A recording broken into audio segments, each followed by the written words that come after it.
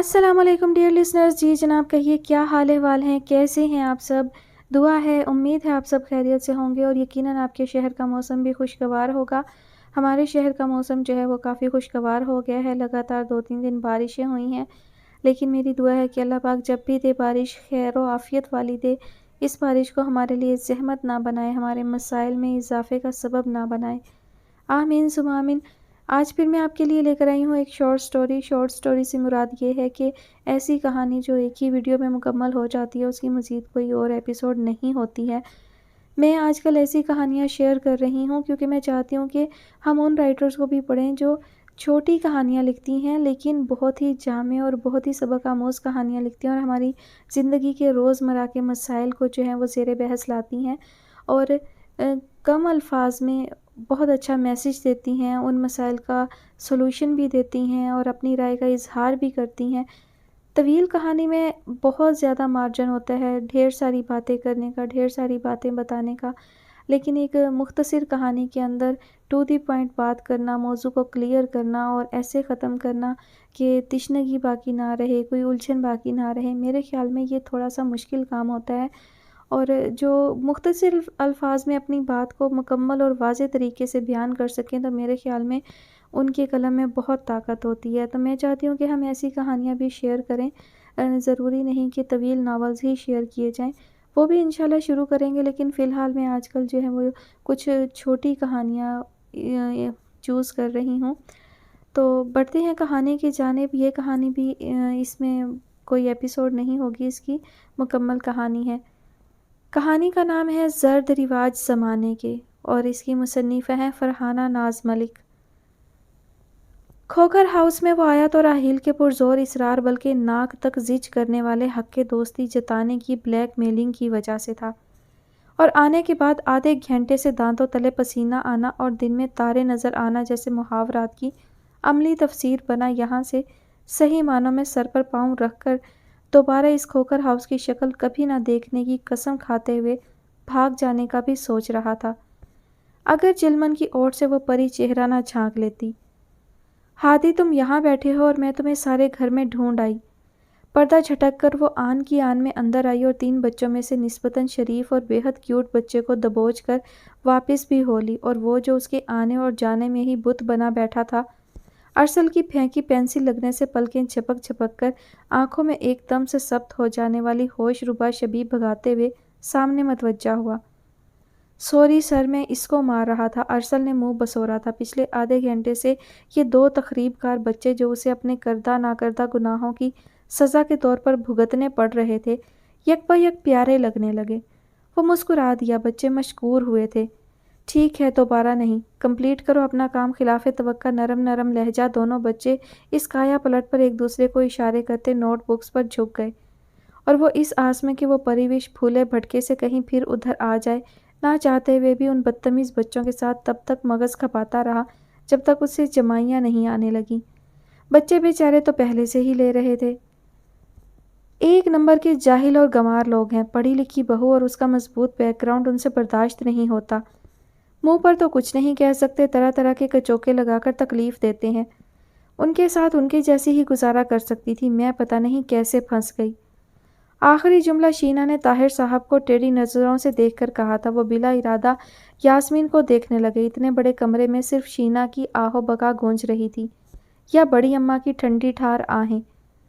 پتہ نہیں کون سی دشمنی نکالی ہے آپ سب نے میرے ساتھ، اتنے نکمے خاندان میں مجھے پھنسا دیا، جہاں کھانے سے لے کر پانی تک ناپ ناپ کے استعمال ہوتا ہے۔ میرے آنے جانے والوں کی جانچ پڑتال ہوتی ہے، کس دوست سے مجھے ملنا چاہیے کس سے نہیں، اس کا فیصلہ ساس صاحبہ طے کریں گی۔ زندگی عذاب ہو گئی ہے میری۔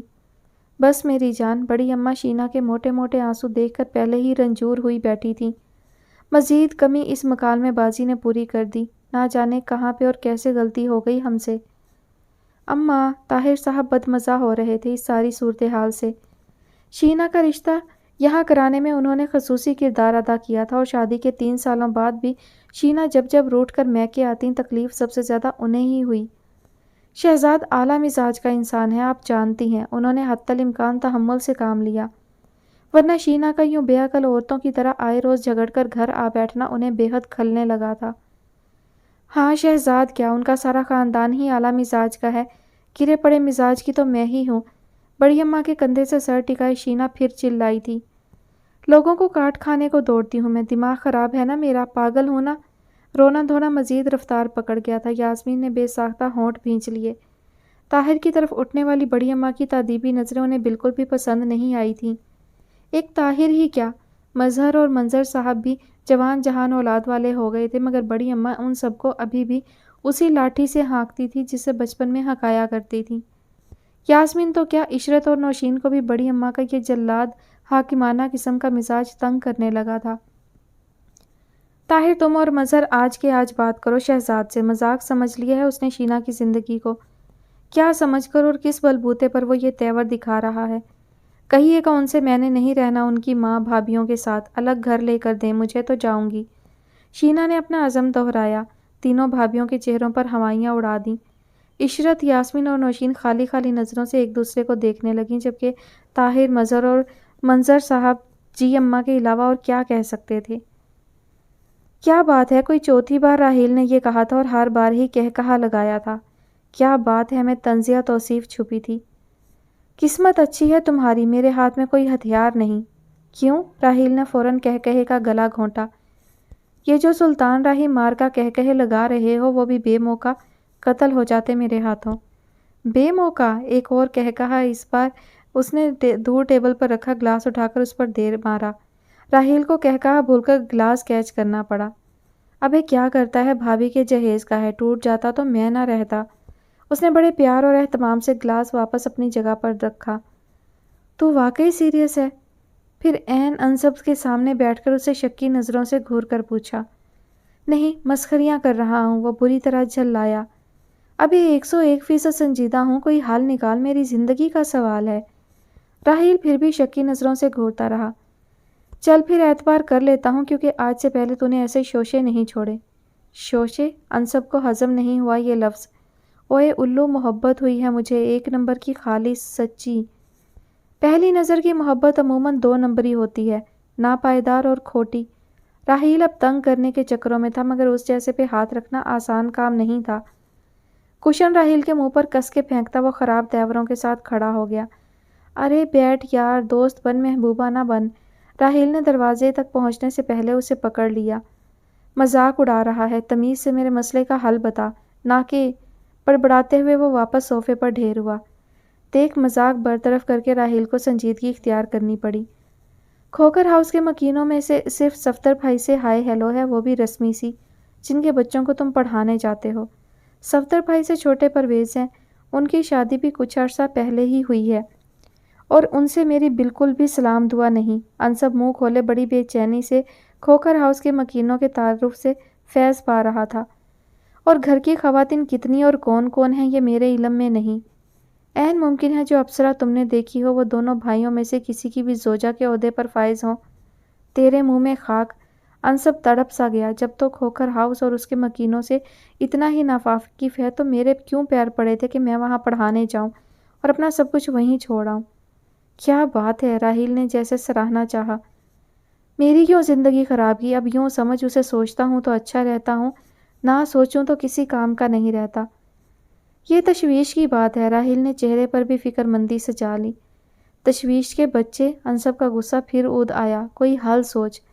بس بال نوچنے کی کسر رہ گئی تھی، وہ بھی راحیل کے۔ یا ڈیڈی کے جاننے والے ہیں، انہوں نے مجھ سے کہا تھا کہ تم سے کہوں ان بچوں کو پڑھانے کا۔ اچھا، انصب کے چہرے پر چمک ابھری۔ تو ڈیڈی سے پوچھنا۔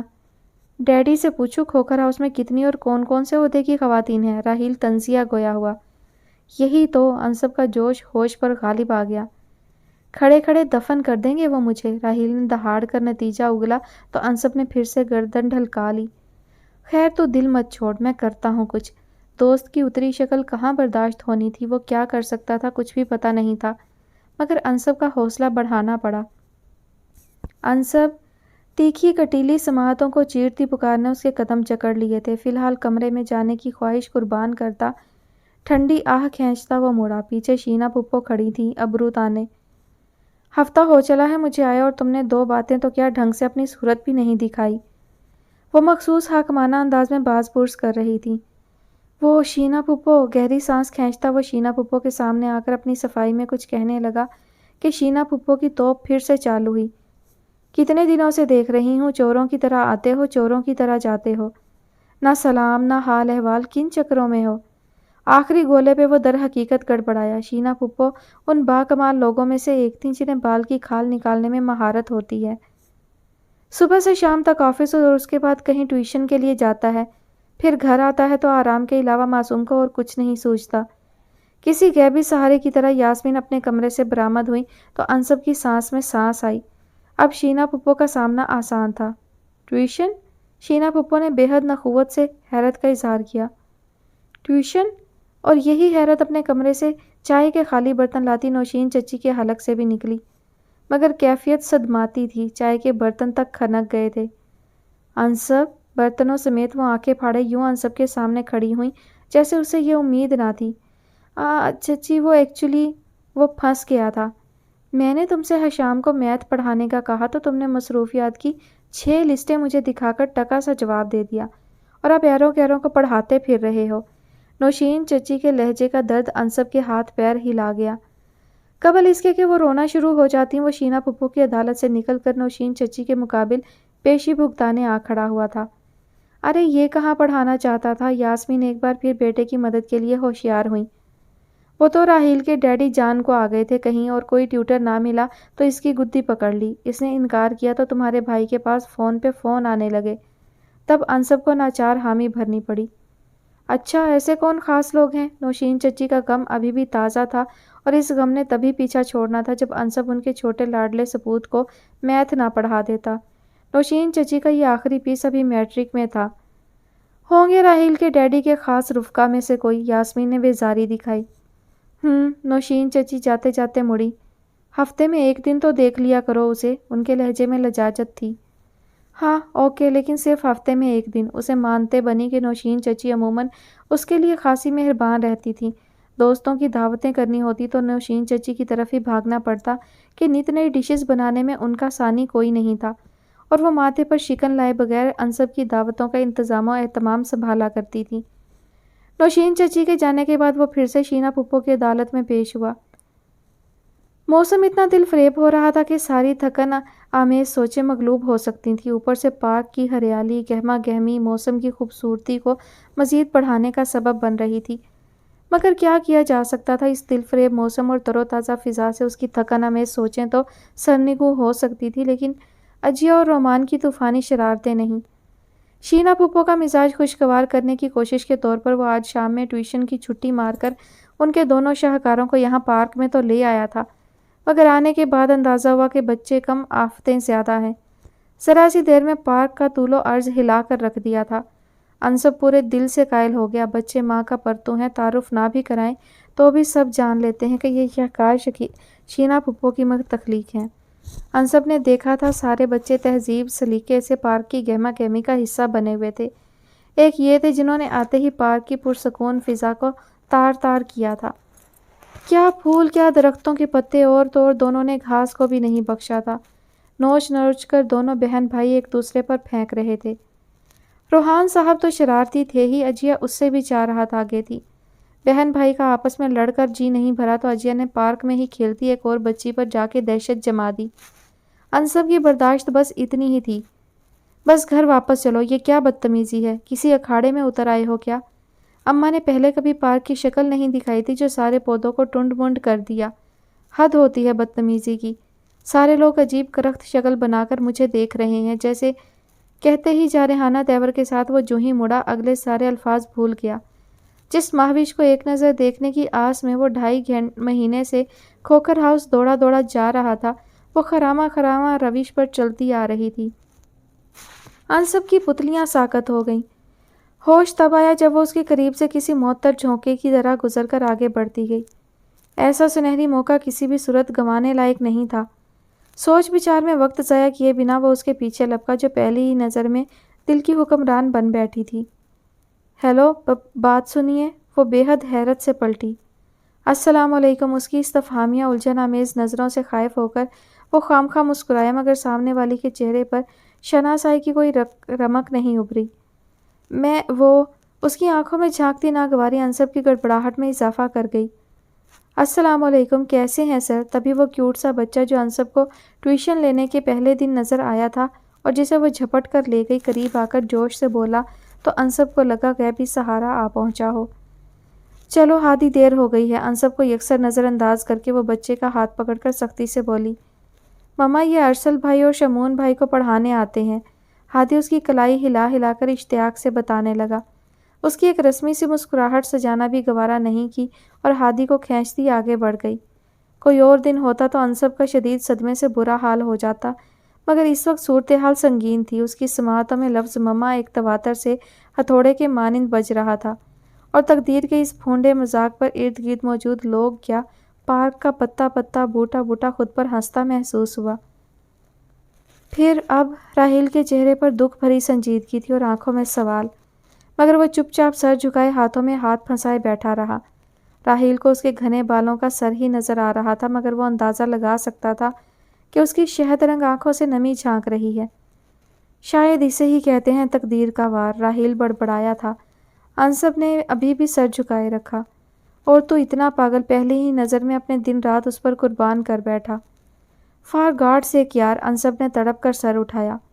میری ساری زندگی تیرے سامنے ہے، میں نے اپنی اسٹوڈنٹ لائف بھی شفاف گزاری ہے۔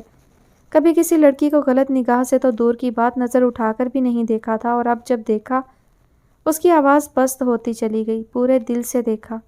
یہ لفظ جیسے اس نے خود کو سنائے تھے۔ راحیل سے بہتر اسے کون جان سکتا تھا؟ وہ ایک قابل ستائش انسان تھا، جس کا نصیب بہت اونچا، بہت قابل رشک ہونا چاہیے تھا، مگر وہ دل کی بازی پہلے ہی محاذ پر ہار کر نشان عبرت بنا بیٹھا تھا۔ اچھا ہوا تجھے پتہ چل گیا، ابھی سنبھلنے کے چانسز ہیں، دور تک نکل جاتا تو پیچھے لوٹنے میں مشکل ہوتی۔ راحیل نے اب اچھے دوست کا ثبوت دیتے ہوئے تشفی کرانے کا بیڑا اٹھایا۔ اور ویسے بھی دنیا میں قحط نہیں پڑ گیا لڑکیوں کا، ضروری تو نہیں ہر بار تجھے شادی شدہ ہی ٹکرائے، دیکھنا اس بار میرے یار کی قسمت۔ راحیل کی تشفی الٹا کام کر گئی، اس کا زخم مزید درد کرنے لگا تھا۔ راحیل کی بات پوری ہونے کا انتظار کیے بغیر وہ ایک جھٹکے سے کھڑا ہوا اور تیز تیز قدموں سے باہر نکل گیا۔ راحیل ہونٹ بھینچے بیٹھا رہ گیا۔ شینا چلی گئی تھیں، حسب سابق شہزاد نے ہتھیار پھینکے تھے اور منانے آئے تھے، سو ان کے آ جانے سے جو تہلکے کی سی کیفیت گھر میں پھیل گئی تھی، اس کا خاتمہ ہو گیا تھا، یا شاید اس کے اندر کے سناٹے ہی اتنے بڑھ گئے تھے کہ اسے بھرا پورا گھر ویران اور خاموش لگنے لگا۔ بے شک وہ دور تک نہیں گیا تھا، مگر بقول راحیل اپنی سوچوں، خیالوں اور خوابوں پر تو اسے قابض کر لیا تھا۔ سو اب دل نوحہ کنا تھا، درد نیا نیا تھا، سو ٹیسیں ابھی بھی اٹھتی تھیں۔ میں ہی کیوں، میرے ہی ساتھ کیوں؟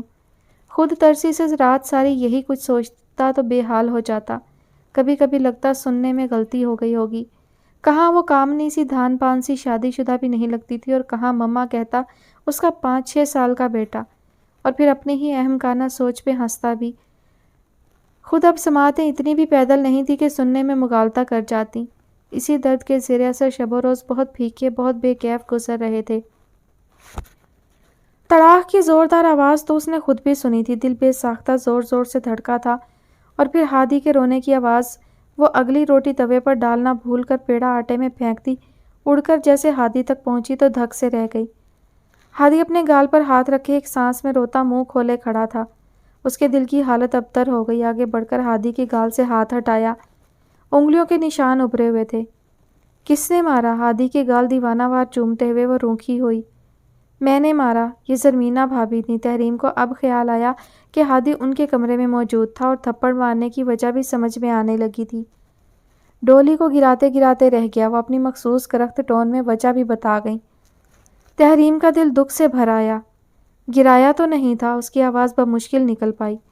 تم تو چاہتی ہی یہی ہو گرا دے اسے۔ بھابھی کی شفاق سوچ اندر تک تڑپا گئی۔ ایک بار نہیں 100 بار منع کر چکی ہوں کہ ڈولی کو ہاتھ نہ لگایا کرو، پتہ نہیں کس مٹی کا بنا ہے اور کون سی زبان سمجھتا ہے، مجال ہے جو ذرا بھی اثر لے لے جانوروں کی طرح ڈولی پر جھپٹتا ہے۔ تحریم کے ساتھ چمٹے سسکیاں لیتے ہادی کو نخوت سے دیکھتے ہوئے بھابھی نے اس زہرخند لہجے میں کہا کہ تحریم کا مر جانے کو جی چاہا۔ ایسے تو نہ کہیں بھابھی، بچہ ہے، ارسل اور شمون بھی تو ڈولی کو اٹھاتے ہیں، اس کا بھی دل کرتا ہے، تو شادی رچا کے پیدا کر دو اس کے لیے کھلونا۔ بھابھی نے اتنا کہہ کر بات ختم کر دی۔ وہ کرچی کرچی ہوتے دل کو سنبھالتی ہادی کو ساتھ لگائے اپنے کمرے میں آ گئی اور زور زور سے رونے لگی۔ مما مچل مچل کر روتی تحریم کو دیکھ کر ہادی کو اپنا درد بھول گیا۔ مت روئیں، دیکھیں مجھے درد نہیں ہو رہا ہے، پھر آپ کیوں رو رہی ہیں؟ وہ اپنے ننھے ننھے ہاتھوں سے تحریم کے آنسو پونچھتا بے طرح سے پریشان نظر آیا تو تحریم کو اپنی ہچکیوں کا گلا گھونٹنا پڑا۔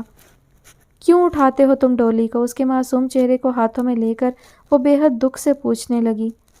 مما وہ مجھے پیاری لگتی ہے، اتنی کیوٹ سی ہے، وہ کھیلتی ہے میرے ساتھ، چھوٹی ممانی ایسے ہی غصہ کرتی ہیں۔ وہ اپنی معصوم بچگانہ آواز میں ڈولی سے انسیت کی اتنی وجوہات بتاتا گیا کہ تحریم کی سمجھ میں نہیں آیا کہ وہ اسے کیسے باز رکھے۔ دل بوجھل تر ہو رہا تھا۔ آج بھی میں نے کچھ نہیں کیا، ڈولی کو میں نے اٹھا رکھا تھا، ارسل بھائی نے پیچھے سے آ کر ڈرا دیا۔ میں اور ڈولی دونوں گر گئے مگر میں نے ڈولی کو چوٹ نہیں لگنے دی اور مجھے خود اتنی چوٹ آئی۔ بات کرنے کے بعد اس نے اپنی کوہنیاں دکھائیں، دونوں چھلی ہوئی تھیں۔ تحریم کے آنسو چھلک پڑے۔ میری جان، بھینچ کر ہادی کو سینے سے لگا لیا۔ یہ آج کا معمول نہیں تھا، روز ہی اس کی اور ہادی کی زندگی کی درد سے دوچار کرنے کے لیے کوئی نہ کوئی فساد کھڑا کر دیا جاتا تھا۔ اس کے لیے بھابیاں تو ہادی کے لیے بھابیاں ہی نہیں، ارسل اور شمون بھی ڈکٹیٹر بن جاتے۔ زمینہ کے اس گھر میں آنے کے بعد سے زندگی مزید تنگ ہو گئی تھی۔ حالات پہلے بھی پربہار نہیں تھے مگر ایسی بے سر و سامانی پہلے کبھی محسوس نہیں ہوئی تھی۔ بڑی بھابھی اس کے اور ہادی کے وجود سے کم نالاں نہیں تھی مگر ان کے وار ڈھکے چھپے ہوتے تھے، عموماً وہ نظروں کے وار استعمال کرتی تھیں اور یہ وار ہی تحریم کی ریڑھ کی ہڈی سن کر دیا کرتے تھے۔ پھر بھی وہ سہتی چلی آئی اور اب پرویز بھائی کی شادی کے بعد تو جیسے ہر جگہ سے امان ختم ہو گئی تھی۔ زمینہ لگی لپٹی رکھنے کی قائل نہیں تھی۔ اول دن سے انہیں تحریم اور ہادی کے وجود سے بیر رہا جو ہر گزرتے دن کے ساتھ بڑھتا چلا گیا اور اب یہ حالات تھے کہ تحریم کا دم گھٹنے لگا تھا۔ ہادی کی ڈھال بنتے بنتے وہ خود لہو لہان ہوتی جا رہی تھی۔ اب تو بڑی بھابھی بھی سامنے آ کر دل کے پھپھولے پھوڑنے لگتی تھی۔ تحریم کے لیے روح زخم کر دینے والی سفاک حقیقت یہ تھی کہ دونوں بھائی اس کے نہ تھے۔ قسمت کی تاریکی کہ وہ اپنے بھائیوں سے شروع سے ہی بے تکلف نہیں تھی۔ عجیب سرد سے رویے تھے دونوں بھائیوں کے، کٹھور اور کھردرے۔ سچ تو یہ تھا کہ وہ دونوں ایک دوسرے کے ساتھ بھی اتنے بے تکلف نہیں تھے تو بہن کو کہاں سر پر بٹھاتے۔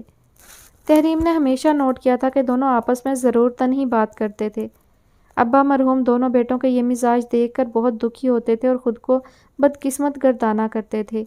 بھائیوں کا وہ تکلفانہ مزاج آج بھی قائم تھا۔ یہی وجہ تھی کہ تحریم خود کو یہاں بے حد کمزور اور غیر محفوظ سمجھتی تھی۔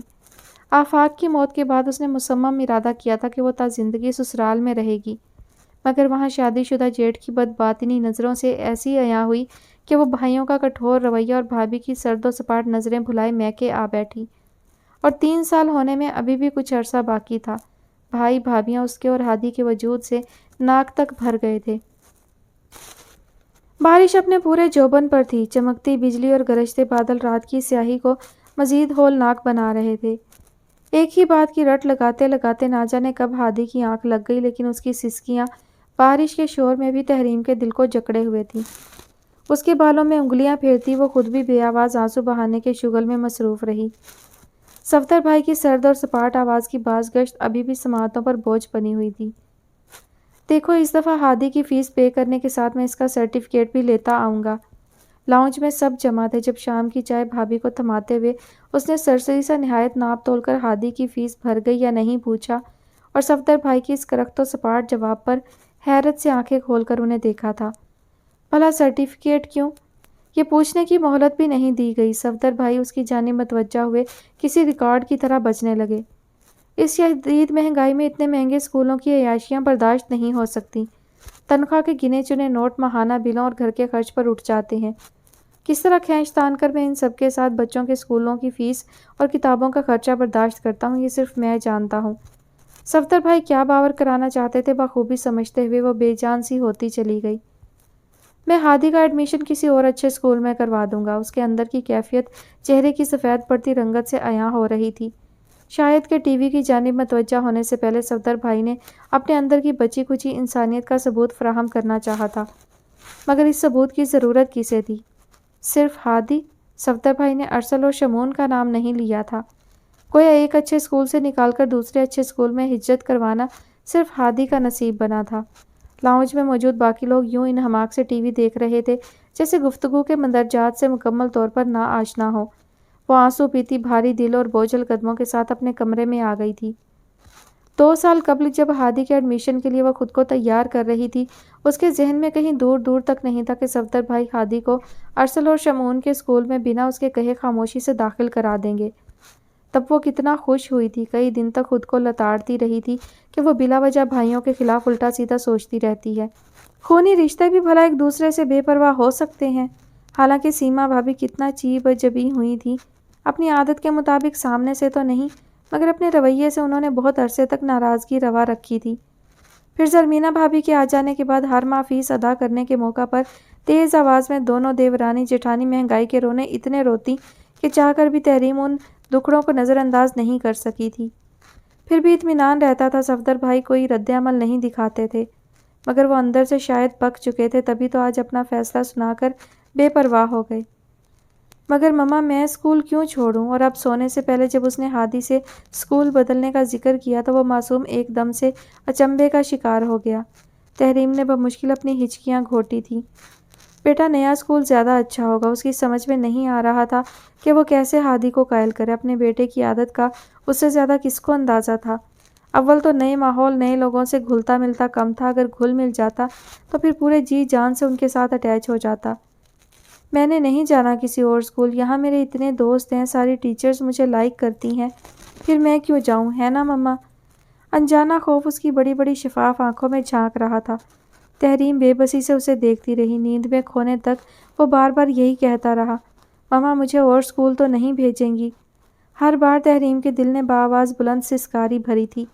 اب اس کے سو جانے کے بعد وہ گھٹی گھٹی آواز میں ڈھیر سارے آنسو بہاتی رہی۔ باہر آسمان بھی اس کا ساتھ دے رہا تھا۔ یہ تمہارے آنے کا ٹائم ہے۔ کمر پر ہاتھ ٹکائے، تیوری چڑھائے، دروازے کے سامنے پھیل کر کھڑی وہ جیسے راستے مسدود کیے ہوئے تھی۔ انصب کا دل چاہا آگے بڑھ کر گلا ہی دبا دے اس عالم چنا کی بچھڑی روح کا، اور وہ آگے بڑھا بھی مگر ایک ہاتھ سے دھکیلتے ہوئے اسے ہٹایا۔ وہ گرتے گرتے سنبھلی اور بھنا کر پھر سے اس کے سامنے جا کھڑی ہوئی۔ انصب کو ناچار قدم ساکن کرنے پڑے۔ میں کیا پوچھ رہی ہوں؟ یہ پوچھ تاچھ کے انداز وکھرے لگ رہے تھے۔ انصب مشکوک ہوا۔ تم نانی نہیں ہو میری جو تمہیں جواب دیتا پھروں؟ وہ کاٹ کھانے کو آیا تھا۔ نانی؟ سویرا جتنا بدمزہ ہو سکتی تھی اس سے دگنا ہوئی۔ کیسی خشک غیر رومانوی مثال دینی چاہی تھی اس نے۔ بیوی کہہ دیتا کیا چاہتا تھا؟ مجھے تمہاری نانی بننے کا شوق بھی نہیں ہے۔ تو بن کیوں رہی ہو؟ وہ کچن میں جانا چاہتا تھا لیکن ابھی فضا ناموافق تھی۔ جس طرح سے خدائی فوجدار بن کر وہ تشویش ظاہر کر رہی تھی، کھاتے وقت بھی سر پر سوار رہتی۔ کدھر جا رہے ہو؟ کھانا نہیں کھانا تم نے؟ اسے کمرے کی جانب رخ موڑتے دیکھ کر وہ بوکھلائی تھی۔ مہربانی تمہاری، کھا کے آیا ہوں۔ کیا مطلب کھا کے آیا ہوں؟ ادھر میں جو تمہارے کھانا گرم کر دینے کی ڈیوٹی پر لگائی گئی تھی، نیند حرام کر کے وہ مائنڈ یو مس سویرا۔ وہ رک گیا۔ نیند حرام کرنے کا احسان مجھے کھانا گرم کر دینے کے لیے نہیں بلکہ انٹرنیٹ کھنگالنے کی وجہ سے جو تم روزانہ کرتی ہو، اور میری ماں یہ ڈیوٹی بنا ناراض ہوئے سنبھالتی ہیں۔ تمہیں ضرورت نہیں تھی احسان کرنے کی۔ شرم تو نہیں آتی ماں کو تکلیف دیتے ہوئے؟ کوئی اور جواب نہ سوجا تو شرم و غیرت دلانے پر آ گئی۔ وہ تمہیں آنی چاہیے، آدھی رات کو میرے آگے دروازہ کھول کر مجھ پر ڈورے ڈالتے ہوئے، کہہ کر وہ سیڑھیاں چڑھنے لگا۔ پیچھے سویرا کی آنکھیں ابل پڑی تھیں۔ تم؟ وہ حلق کے بل چلائی تھی۔ آواز نیچی کرو، سب کو جگا کر اپنا یہ کارنامہ دکھانے کی ضرورت نہیں، تمغے نہیں پہنائے جائیں گے تمہیں۔ وہ سیڑھیاں چڑھتا جا رہا تھا، بولتا جا رہا تھا۔ بائی دا وے، آخری سیڑھی پر ذرا دیر کو رکا۔ میری امی کو نشے کی گولی دے کر تو نہیں سلایا؟ میرے آنے سے پہلے تو کبھی نہیں سوئی وہ۔ اندازہ تنزیہ تھا۔ سویرا پیر پٹکتی رہ گئی۔ سارے رومانٹک موڈ کا ستیہ ناش ہو گیا تھا۔ یہاں سیب رکھا تھا، کدھر گیا؟ اچھی طرح سے فریج کا کونا کونا چھاننے کے باوجود بھی نہ ملا تو زرمینہ بھابھی ناگواری سے بڑبڑائیں۔ شملہ مرچ کاٹتی تحریم کے ہاتھ میں چھری کانپ گئی۔ وہ وہیں کچن میں سبزی بنا رہی تھی۔ بھابھی فریج میں سیب رکھا تھا۔ زرمینہ بھابھی لاؤنج میں جا کر شاید سیما بھابھی سے استفسار کر رہی تھی۔ تحریم کا دل زور زور سے دھڑکنے لگا۔ رکھا ہوگا، کون اٹھا سکتا ہے؟ میں نے ابھی ہادی کو کھاتے دیکھا تھا۔ ارسل یقیناً کارٹون نیٹ ورک دیکھ رہا تھا۔ اس کی مصدقہ اطلاع پر جو گولہ بارود ہونی تھی اس نے اسے پیشگی دموع کر دیا تھا۔ کیا؟ زرمینہ بھابھی کی چیخ ایسی بے ساختہ تھی جیسے کوئی قیمتی چیز ہادی کی رسائی میں چلی گئی ہو۔ کچن میں بیٹھی تحریم کا دل ایک دم سے اچاٹ ہوا۔ کیا مصیبت ہے، اس گھر میں کھانے پینے کی چیزیں بھی اڑائی جانے لگیں۔ سرمینا بھابھی کی مشہور زمانہ گراہٹ سے پورا گھر فیض پانے لگا۔ دکھتے دل کو سنبھالتی تحریم نے شکر کیا کہ ہادی گھر پر نہیں تھا۔ ہمارے ہاتھ میں آنے سے پہلے سب ختم ہو جاتا ہے، پتہ بھی ہے کتنی مہنگائی ہے، گن گن کر تو فروٹ آتا ہے، وہ بھی کھانا نصیب نہیں ہوتا۔ اب میں کیا کہوں پرویز سے کہ ٹوکرے لے آیا کرو، ہم تو کھائیں نہ کھائیں مفت کی روٹیاں توڑنے والے پہلے اپنا پیٹ بھریں۔ جاہل گنوار عورتوں کی طرح زرمینہ ذرا سی بات پر ہنگامہ کھڑا کر چکی تھی۔ تحریم ہونٹوں پر ہاتھ رکھے سسکیاں گھونٹتی رہی۔ اب لوگوں کے ڈر سے فروٹ بھی لاک کر کے ہی رکھنا پڑے گا، اپنے گھر میں آزادی سے رہنا نصیب نہیں۔ کبھی کسی چیز کی حفاظت کے لیے الرٹ ہونا پڑتا ہے تو کبھی کسی کی۔ زندگی عذاب ہو گئی ہے۔ اور نہیں تو کیا، بجائے ٹھنڈا کرنے کے سیما بھابھی نے زرمینہ کو اور جوش دلایا۔ جو اچھی چیز آتی ہے اس کا بھی صفایا ہو جاتا ہے، اسی منحوس کے خوف سے بچوں کو نہ اچھا کھلا پلا سکتے ہیں، نہ کھلونوں کے نام پر کچھ دلا سکتے ہیں، پھر یہ بھی مانگنا شروع ہو جاتا ہے۔ سیما بھابھی کا اشارہ یقیناً ہادی کی طرف تھا۔ تحریم کے دل سے خون رسنے لگا۔ ایک سیب کھانے پر اتنا واویلا! اول تو وہ خود بہت محتاط رہتی تھی، مگر ہادی کو عیش میں نہ رکھے سو اس کی ننھی منھی خواہشوں فرمائشوں کا گلا گھونٹ دیتی۔ دوسرے وہ خود بھی بڑا کانے بچہ تھا، شاید اسے اپنی اور ماں کی بے بسی کا احساس ہونے لگا تھا، مگر آج ہادی کا احساس اور تحریم کی احتیاط دونوں کو وقتی طور پر بھلا دیا گیا۔ صبح ہادی نے ناشتہ مارے باندھے کیا تھا، تحریم کو اس بات کی فکر تھی۔ ناشتے کے فوراً بعد ارسل اور شمعون کو سیب کھاتے دیکھ کر ہادی نے بھی فرمائش کی تو ممتا احتیاط پر غالب آ گئی۔ فریج میں ایک سیب رکھا تھا، بغیر کسی وسوسے کی طرف دھیان دیے تحریم نے وہ سیب ہادی کو کھلا دیا تھا اور اب اس کا نتیجہ بھگت رہی تھی۔ ڈولی کو فیڈ کروانے کا بہانہ بڑا اچھا ہاتھ لگا تھا زرمینہ کے۔ سارا دن وہ طاقت والی غذاؤں پر ہاتھ صاف کرتی دکھائی دیتی۔ ابھی بھی سیب کی تلاش یقیناً ملک شیک بنانے کی غرض سے تھی، جس میں ناکامی کے بعد وہ آپے سے باہر ہوئی، انسانیت تک بھلا چکی تھی۔ بہت مشکل ہے ایسے جینا، بہت مشکل ہے۔ تحریم کو ایک دم سے گھٹن ہونے لگی۔ کمانا کھلانا پڑتا تو فکر ہوتی، ہاتھ پہ ہاتھ دھر کے بیٹھتی ہے، سب کچھ سامنے آ جاتا ہے۔ خود جوتے چٹکانے پڑتے تو بیوی کو پیسوں کی اہمیت کا پتہ چلتا۔ ابھی تو بے حصوں کی طرح بھائیوں پہ پل رہی ہے۔ توپ کے یہ گولے زیادہ بارودی تھے۔ تحریم کی سسکیاں اونچی ہوتی چلی گئیں۔ اس رات سویرا صاحبہ کیوں خوامخواہ مہربان ہوئی جا رہی تھی، یہ عقدہ ابھی ابھی یاسمین نے کھولا تھا۔ کیا وہ نوالا منہ میں ڈالنا بھول گیا؟ یقیناً سویرا اس نئی خبر سے آگاہ تھی۔ خالی سویرا کیا، سب گھر والے اس بات سے باخبر تھے ایک سوائے اس کے، اور وہ کیا کرتا اسے تو اپنی بھی خبر نہیں تھی آج کل۔ اچھا ہے نا گھر میں ہی بہو مل گئی، مجھے باہر کی خاک چھاننے سے بچ گئی۔ مگر امی یہ کیسے ممکن ہے؟ اسے نئی پریشانی لاحق ہو گئی۔ کیوں ممکن نہیں؟ یاسمین کی خوشی حیرت میں تبدیل ہوئی۔ مطلب میری زندگی کا فیصلہ اور مجھ سے پوچھے بغیر؟ پوچھ تو رہی ہوں۔ ان کا لہجہ تیز ہو گیا۔ انصب بری طرح سے ماتھا مسلنے لگا۔ یہ کیا طریقہ ہے پوچھنے کا؟ آپس میں بات کر لی اور مجھے صرف اطلاع دے رہی ہیں۔ ہاں تو سویرا گھر کی بچی ہے، اعتراض کی گنجائش ہے نہ ضرورت۔ یاسمین مکمل طور پر رضامند تھی۔ امی، وہ جھنجھلایا، میری پوری زندگی کا سوال ہے، ایسے کیسے؟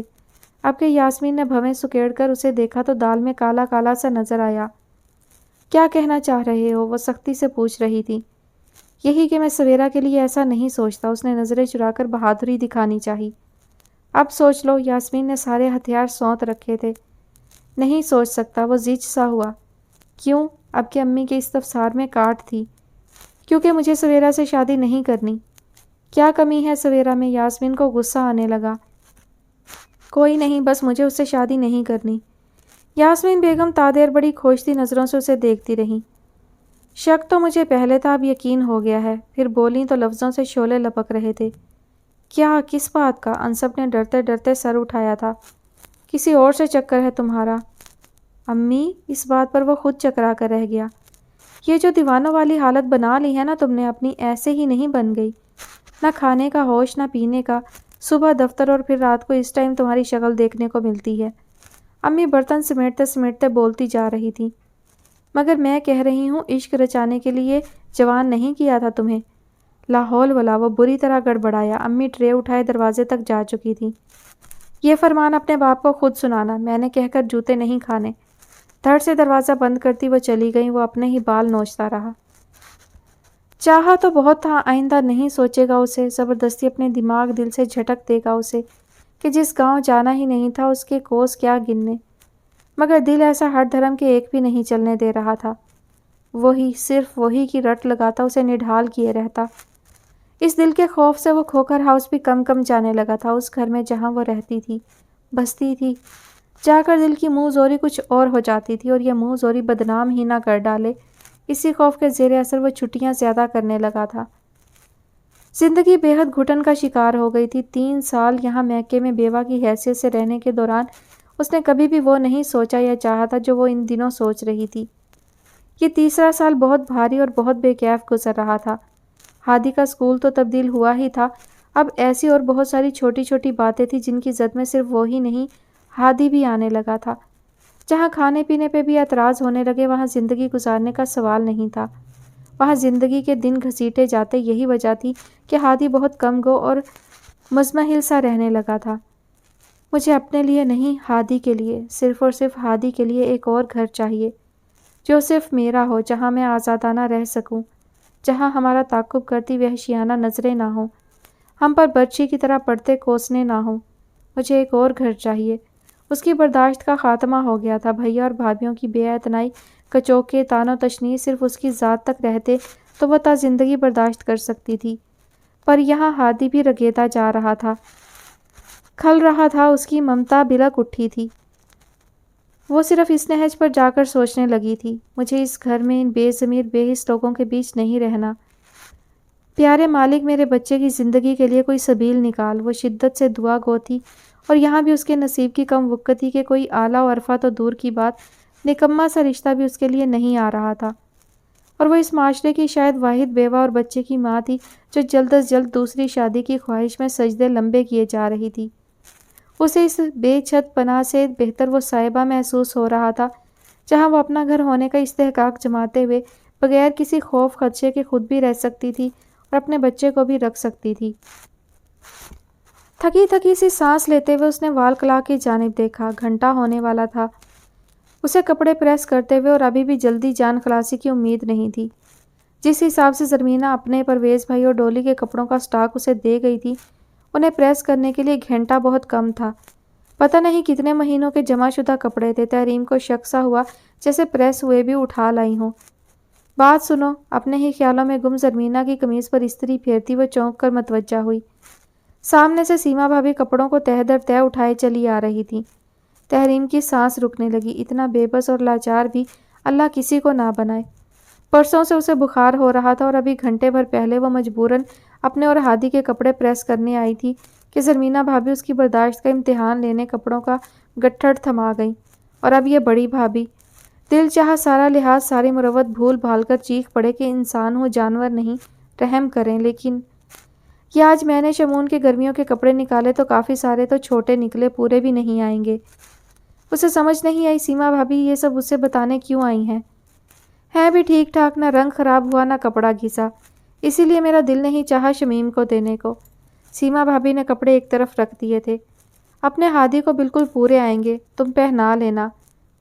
ان کے لہجے کی حلاوت تحریم کو زہر میں ڈوبی محسوس ہوئی، نہ کوئی شرمندگی، نہ کوئی احساس ہمدردی، صرف بھیک، اترن کی شکل میں منہ پر ماری گئی بھیک، جو صرف اس لیے اس کے حوالے کی گئی کہ کل ہی ہادی سب کے سامنے اسے بتاتے بتاتے رو پڑا تھا، ماما میری ساری شرٹس اور نکر پھٹی ہوئی ہیں، آپ سی بھی دیتی ہیں پھر سے پھٹ جاتی ہیں، مجھے بہت شرم آتی ہے، اور اس ڈر سے کہ کہیں ان کے شوہروں سے ہادی کے لیے گرمیوں کے کپڑوں کی فرمائش نہ ہو جائے، آج یہ احساس کیا گیا تھا۔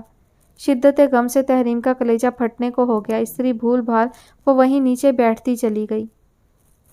کئی دنوں کی غیر حاضری کے بعد وہ آج ارسل اور شمون کے پاس محض یہ بتانے کے لیے کہ آئندہ وہ پڑھانے کے لیے نہیں آ سکے گا آیا بیٹھا تھا۔ دونوں بچے نکمے اور پڑھائی چور تھے، اس کا یہ کہنا دونوں کو خوش کر گیا۔ 1 سیکنڈ، فون بج رہا ہے، ہم ابھی آتے ہیں۔ فون کی بیل یہاں تک آ رہی تھی۔ انصب کو کچھ کہنے کا موقع دیے بغیر دونوں بھائی آگے پیچھے ڈرائنگ روم سے بھاگ گئے۔ فون بج رہا ہے تو سننے والے صرف یہ 2 ہیں کیا؟ 1 نمبر کے نالائق، وہ بدمزہ سا سوچتا رہا۔ اسے کہاں خبر تھی آج دونوں بھابیاں اپنے شوہروں کے ساتھ کسی تقریب میں گئی ہوئی ہیں۔ گھر کا فون جب جب بجتا بھائی یا بھابیاں ہی اٹینڈ کرتی۔ وہ ایک بار تحریم سے فون سننے اور غلط سننے کی ایسی غفلت ہوئی کہ بھابیاں آج تک نہیں بخش رہی تھیں۔ اسی کو کافی جانتے ہوئے تحریم نے فون سننا تو دور، فون کے پاس پھٹکنا بھی چھوڑ دیا تھا۔ ارسل اور شمون بھی اتنے چھوٹے ہو کر سمجھ گئے تھے کہ پھپھو کی کیا وقت ہے، اسی وجہ سے تو ابھی اٹھ کر بھاگے تھے۔ بچوں کے انتظار نے کوفت کی شکل اختیار کی تو وہ جانے کا سوچنے لگا اور ابھی ارادہ ہی کیا تھا کہ پہلے ہادی اور بعد میں تحریم اندر داخل ہوئی۔ انصب تحیر میں گھرا فوراً کھڑا ہو گیا۔ السلام علیکم۔ تحریم اتنی گھبرائی ہوئی تھی کہ سلام تو کیا کرتی، جو کہنے آئی تھی وہ بھی بھول گئی۔ بار بار دروازے کی طرف دیکھتی، ہوائیاں اڑاتی تحریم کو اس نے خود ہی آہستہ سے سلام کیا، جس کا جواب اس نے محض سر ہلا کر دیا۔ مجھے آپ سے بات کرنی ہے۔ اس کی گھبراہٹ انصب کو بے چینی سے دو چار کر گئی۔ اس کی شکل سے لگ رہا تھا وہ رو کر آئی ہے اور ابھی بھی رو دے گی۔ آپ پلیز آرام سے بیٹھ جائیں، میں سن رہا ہوں، آپ بلا جھجک کہیں۔ اس کے نرم و حلیم لہجے کا اثر تھا کہ وہ فوراً بیٹھ گئی، لیکن پریشانی اور گھبراہٹ ابھی بھی ہر انداز سے ظاہر تھی۔ انصب بغور اسے دیکھنے لگا، اسے شاید الفاظ نہیں مل رہے تھے۔ برابر انگلیاں چٹکھاتی رہی۔ میں پھر جب بولی تو آواز نے ساتھ چھوڑ دیا۔ آنسوؤں سے بھرائی بھاری ہوتی آواز انصب کے دل کی نرماہٹیں واپس لے آئی۔ وہ وہی انصب بن بیٹھا جو ایک نظر کا شکار ہو کر تحریم پر مر مٹا تھا۔ اس کی ساری شدتیں، ساری محبتیں اود آئیں۔ مجھے نوکری کرنی ہے۔ صرف اتنا کہنے میں وہ کتنی اذیت کا شکار ہوئی، انصب کو بھی اندازہ ہو گیا۔ وہ یقیناً بے بسی کی انتہا پر تھی۔ آگے پیچھے ہر جگہ اندھیرا دیکھ کر ہلکی سی کرن کی آس میں اس کے پاس آئی بیٹھی تھی۔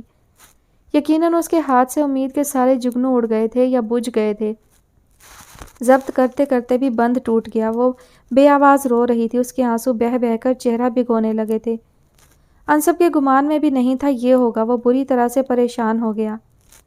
مما کیوں رو رہی ہیں؟ کب سے چپ بیٹھے ہادی نے پریشانی سے اس کے چہرے پر ہاتھ پھیرا۔ وہ شاید خود پر کنٹرول نہیں کر پا رہی تھی، چپ ہونا چاہتی تھی لیکن آنسو رک ہی نہیں رہے تھے۔ مما مت روئیں، پلیز مت روئیں۔ ماں کو چپ کرانے کی کوشش میں ہادی بھی روحانسا ہو گیا۔ پلیز مت روئیں، کنٹرول کریں، آپ کا بیٹا پریشان ہو رہا ہے۔ بہت غیر متوقع صورتحال تھی جسے قابو کرنے میں وہ بھی ناکام ہو رہا تھا۔ آپ میری مدد کر رہے ہیں پلیز۔ میں نہیں جانتی میں کیسے نوکری تلاش کروں، مجھے نوکری کرنی ہے۔ وہ پھر سے آپ دیدہ ہو گئی۔ بے بسی اور لاچاری اس کے چہرے پر درج تھی۔ انصب کے دل کا ہر کواڑ اس ایک پل میں کھل گیا۔ وہ جو اتنے دنوں سے خود کو باز رکھ رہا تھا، خیالوں پر زبردستی پہرے بٹھا رہا تھا، دل کے ہر دروازے کو تالے لگانے کے در پہ تھا، آج اپنی ہر کوشش میں ناکام ہو گیا۔ وہ ہار گیا۔ تحریم بے خبری میں جیت گئی۔ یا پھر میرے لیے کسی بوڑھے، کسی مریض یا کسی رنڈوے کا رشتہ لانے میں مدد کر دیں۔ مجھے شادی کرنی ہے، کسی بھی صورت میں، کسی کے بھی ساتھ۔ منت سماجت سے مدد کی یہ دوسری درخواست انصب کے لیے اس راہ کا تعین کر گئی جس پر جانے سے وہ زبردستی خود کو روکے ہوئے تھا۔ مگر اس وقت سامنے بیٹھی وہ ہستی جو اسے آج کل دنیا کا سب سے قیمتی، سب سے پیارا انسان لگنے لگی تھی، اپنی بے بسی، لاچاری اور مجبوری کے باعث ناممکن ترین فیصلہ کروا گئی تھی۔ آپ مجھ سے شادی کریں گی؟ تحریم کے آنسو، اس کا وحشت بھرا انداز، بے طرح گھبراہٹ، کسی کے آ جانے کا خوف، اس کی کون سی ایسی بات تھی جس سے وہ بے اختیار نہیں ہوا؟ تحریم کے سر پہ تو جیسے دھماکہ ہو گیا تھا۔ وہ آنکھیں پھاڑے یوں اسے دیکھنے لگی جیسے وہ اس کا مذاق اڑا رہا ہو، ہنس رہا ہو۔ میں آپ سے شادی کرنا چاہتا ہوں۔ پہلا جملہ رد و بدل کے ساتھ ایک بار پھر تحریم کی سماعتوں پر بچا۔ وہ ساکت و صامت، یقین و بے یقینی کی کیفیت کے بیچ چکرانے لگی۔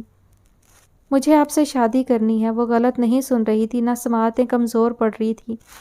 تیسری بار سننے میں مغالطہ نہیں ہو سکتا تھا، جبکہ ایسا بھی لگا ہو جیسے ان چند حرفوں میں انصب کی خواہش، مرضی، پسند بھی شامل ہو۔ تحریم کے اعصاب یکدم ڈھیلے پڑے۔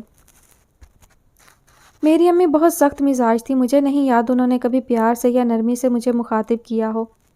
ان کے مزاج میں حاکمانہ عنصر تھا، لیکن بھائیوں کے لیے وہ ہمیشہ مہربان رہیں۔ بیٹی کی تربیت کے لیے ان کے اپنے اصول تھے۔ شاید وہ بیٹی سے نہیں، بیٹی کے نصیب سے خائف تھیں۔ تبھی تو جب میں نے میٹرک کا امتحان پاس کیا تو انہیں میری شادی کی فکر لگ گئی۔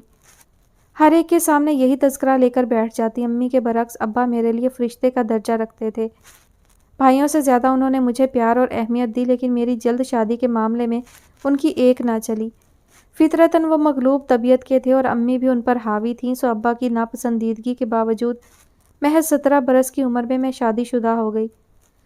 دور کہیں نگاہ جمائے ارد گرد کی ہر شے کو فراموش کیے، حتیٰ کہ اسے اور ہادی کو بھی وہ اپنی زندگی کی کتاب کھولے اولین ورق سے بتانے لگی تو انصب نے بھی ٹوکنا مناسب نہیں سمجھا۔ وہ اس وقت قطعی لا تعلق ہوئی، جیسے خود سے باتیں کرنے کا شوق پورا کر رہی تھی۔ آتے ہی ہادی پارک کی گہما گہمی میں مست ہو گیا تھا۔ اس شام کھوکھر ہاؤس میں وہ آخری شام کا چکر لگانے گیا تھا، مگر تقدیر ایسی مہربان ہوئی کہ زندگی کی تنابیں وہیں سے جوڑ دیں۔ آتے سمے وہ تحریم کے ہاتھ میں اپنا موبائل دے آیا تھا۔ تحریم شدید خوف کا شکار تھی، لینے پر معترض بھی ہوئی، لیکن وہ اس مفید موقع کو کھونا نہیں چاہتا تھا۔ اس کے ہر اعتراض کو محبت کی دلیل سے رد کیا۔ نتیجتاً آنے والے دنوں میں عہد و پیما کے نئے سبق ازبر ہوئے۔ وسوسوں اور خدشات نے وقتی طور پر ہی صحیح دل کی دنیا کو خیر باد کہہ دیا تھا۔ ہر رات فون پر لمبی لمبی باتیں ہونے لگی، ہر رات وہ ملنے کی استدعا کرتا، ہر رات تحریم رد کر دیتی، مگر آج کچھ انصب کی ناراضگی اور کچھ اپنی خواہش سے مغلوب و مجبور وہ اس پارک میں ملاقات کے لیے آئی بیٹھی تھی۔ میری قسمت ہی شاید کھوٹی تھی کہ سسرال بھی ایسا ملا جہاں بہو کو زر خرید سمجھا جاتا تھا۔ میں کم عمر تھی، بزدل تھی، جلد ہی زیر بار ہو گئی۔ بے چوں چرا ان کے رنگ میں رنگنے لگی، لیکن قسمت کو ابھی اور بھی امتحان مطلوب تھے۔ ہادی جب 2 سال کا ہوا، میرے شوہر گردے ختم ہو جانے کی وجہ سے مجھے بیوگی کا نیا دکھ دے گئے۔ تحریم کی آواز کانپنے لگی، وہ شاید خود کو پھر سے اس اذیت ناک باب کا حصہ بنا بیٹھی تھی۔ میکے میں میرے پاس ابا اور بھائی ہی تھے۔ امی نے میری شادی کے کچھ ماہ بعد ہی ایسی آنکھیں موندی کہ پھر نہ کھولیں۔ تب مجھے اندازہ ہوا تھا کہ وہ اتنی جلدی مجھے بیاہنے پر کیوں باضد تھیں۔ انہیں اپنی زندگی کے دن کم نظر آ رہے تھے۔ امی کے نہ ہونے سے مجھے تا حیات میکے جا کر رہنا منظور نہیں تھا۔ مجھے بھائیوں اور سیما بھابھی سے عجیب اجنبیت محسوس ہوتی تھی۔ میں ساری زندگی آفاق کے نام پر سسرال بیٹھنے کو تیار تھی، مگر یہاں بھی قسمت نے ساتھ نہیں دیا۔ اس کا گلا روندھ گیا۔ انصب نے لاشعوری طور پر اس کا ہاتھ پکڑ کر جیسے ہمت بندھانی چاہی۔ میرے جیٹھ میرے لیے شیطان بن گئے، ان کی آلودہ نظریں میرا جینا حرام کرنے لگی تو میں میکے آ گئی۔ یہاں مجھے ابا کا سہارا تھا۔ بھائی منہ سے کچھ نہیں کہتے تھے، لیکن عجیب کٹھور اور سرد مزاج تھے۔ انہیں میرے آنے نہ آنے سے کبھی فرق نہیں پڑنا تھا، نہ پڑا۔ بھابھی البتہ بہت بدظن ہو گئیں، اپنے رویے سے ظاہر کرنے لگیں کہ انہیں میرا مستقل آ جانا کتنا برا لگا ہے۔ رہ گئے ابا تو وہ خود ان کے محتاج تھے، میری بیوگی کے غم میں گھل گھل کر جلد ہی مجھے چھوڑ بھی گئے۔ اس کے آنسو بہنا شروع ہو گئے تو رکنے میں نہ آئے۔ انصب کا دل جکڑا گیا۔ سب ٹھیک ہو جائے گا انشاءاللہ، وہ اس کا ہاتھ تھپ تھپاتا رہا۔ اللہ پر اور پھر مجھ پر بھروسہ رکھو، میں تمہاری زندگی کا ہر دکھ چن لوں گا۔ آپ اپنا ہاتھ چھڑا کر وہ بھاری ہوتی آواز میں کہتے ہوئے ہچکچائی۔ آپ کے گھر والے؟ اس کی آنکھوں میں اندیشے پھن پھیلائے کھڑے تھے۔ مان جائیں گے انشاءاللہ۔ دل میں تو لرزاہٹ ہوئی، لیکن اس کا لہجہ مضبوط تھا۔ میں نہیں چاہتی آپ کے لیے کوئی امتحان کھڑا ہو، میری وجہ سے آپ کو۔ وہ پھر سے آپ دیدہ ہونے لگی۔ ایسا کچھ ہوا بھی تو وہ امتحان پاس کرنے کے لیے میں موجود ہوں، تمہیں ضرورت نہیں پریشانیاں پالنے کی۔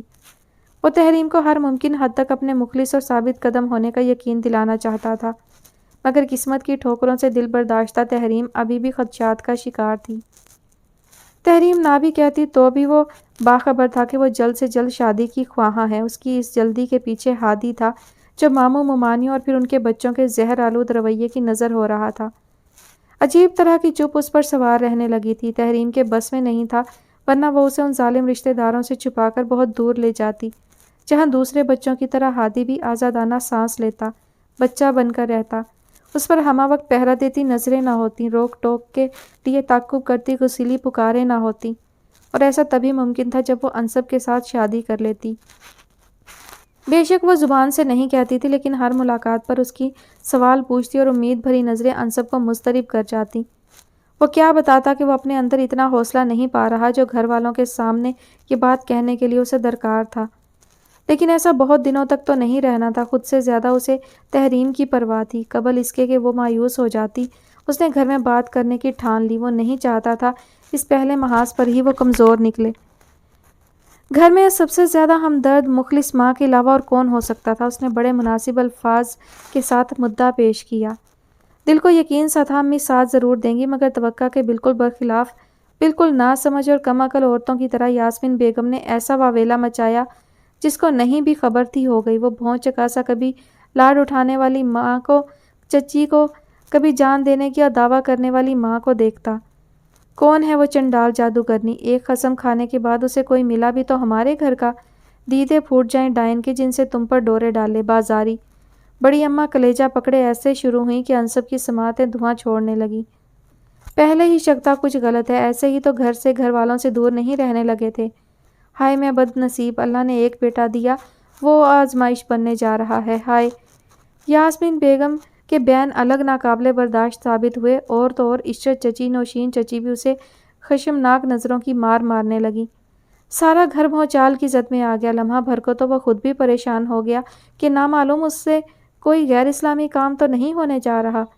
کیا بڑے کیا چھوٹے، ہر کسی کی نظروں میں وہ معطوب ہو گیا تھا۔ اس وقت تو وہ گھر سے باہر چلا گیا تھا، رات میں اتنی دیر لگا کر آیا کہ سب بستروں میں گھس گئے تھے، مگر صبح ہی صبح اسے طاہر صاحب کی عدالت میں بلوا بھیجا گیا۔ یہ میں کیا سن رہا ہوں؟ سب لوگ ناشتہ کر چکے تھے، برتن بھی سمٹ چکے تھے، ڈائننگ ٹیبل پر اب یہ نشست اب اس کی پیشی کے لیے تھی۔ وہ سب اسے انہی نظروں سے دیکھ رہے تھے جن نظروں سے کسی مجرم کو دیکھا جاتا ہے۔ اب جو بھی سن رہے ہیں ٹھیک سن رہے ہیں۔ اب جب کہ پردہ ہٹ چکا تھا، پھر ڈرنے کا کیا فائدہ؟ بہتر تھا وہ آر یا پار بات کر لیتا، نتیجہ جو بھی نکلتا۔ ہوش میں ہو تم؟ تمہاری ماں نے نہیں بتایا ہم تمہارا رشتہ سویرا سے کرنا چاہ رہے ہیں؟ بتایا، اور میں نے انہیں اسی دن انکار کر دیا تھا، وہ نہایت سکون سے بولا۔ عشرت بیگم اور سویرا اور بڑی اماں نے ایک ساتھ پہلو بدلا۔ تم اتنے بڑے کب سے ہو گئے کہ اپنے فیصلے خود سے کرنے لگے؟ طاہر صاحب گرج کر کہنے لگے۔ بڑا ہو گیا ہوں تو آپ لوگ میری شادی کی بات کر رہے ہیں؟ سویرا کے علاوہ تمہاری شادی کسی سے نہیں ہو سکتی۔ طاہر صاحب کا لہجہ حتمی اور ٹھوس تھا۔ میں صرف اور صرف تحریم سے شادی کروں گا۔ اس کے لہجے کی قطعیت یاسمین بیگم اور بڑی اماں کو دہلا گئی۔ کہا تھا نا، ہے کوئی جادوگرنی، گھول گھول کر تعویذ پلائے ہیں اس کو۔ باپ کے سامنے ہو رہا ہے، ابھی تو وہ نحوست ماری اس گھر میں آئی نہیں ہے۔ یاسمین بیگم باقاعدہ رونے لگی تھی۔ امی پلیز! تحریم کے لیے نازیبا الفاظ اس کے دل میں چھید سے کرتے جا رہے تھے۔ خود کو اتنا مت گرائیں۔ دیکھا دیکھا، یاسمین اور شدت سے رونے لگی۔ تم دیکھ رہے ہو، تمہارے فیصلے سے کوئی بھی خوش نہیں ہے۔ بیٹے کی ہٹ دھرمی طاہر صاحب کو نرمی برتنے پر مجبور کر گئی۔ عورتوں کی طرح چیخ چلا کر معاملہ حل ہونے والا نہیں تھا۔ میں نے کوئی ایسی انہونی بات نہیں کر دی ہے۔ یہ انہونی نہیں ہے، روتے روتے یاسمین بیگم چیخیں۔ ارے بیوہ، ایک بچے کی ماں سے شادی کرنا انہونی ہی تو ہے۔ بڑی اماں کے بس میں نہیں تھا، ورنہ جا کر تحریم کو نوچ کھسوٹ آتی۔ کسی یہودی کافر لڑکی کا نام لیتا تو آپ خوش ہوتی؟ وہ چڑھ کر بولا تھا۔ اس نے کالا جادو کیا ہے، لڑکا بات ہی نہیں سن رہا، آنکھیں دکھا رہا ہے۔ بڑی اماں بھی آنسو بہانے لگی۔ بدبخت کا ایک شوہر کو کھا کر جی نہیں بھرا، دوسری شادی کے لیے تیار ہو گئی۔ ارے اور کچھ نہیں تو اپنے بیٹے کا ہی سوچ لیتی۔ شریف عورتیں تو اولاد کی خاطر زندگی قربان کر دیتی ہیں۔ ہوگی کوئی زمانے بھر کی آوارہ بد چلن۔ بس برداشت اتنی ہی تھی۔ تنے ہوئے اعصاب کے ساتھ طاہر صاحب یا بنا کسی اور کی پرواہ کیے وہ ڈائننگ ہال سے باہر چلا گیا تھا۔ پیچھے یاسمین بیگم اور بڑی اماں کا واویلا جاری تھا۔ جس معاملے کو وہ چٹکیوں میں اڑانے والا سمجھ رہا تھا، وہ اتنا مشکل ہو جائے گا سان گمان میں بھی نہیں تھا۔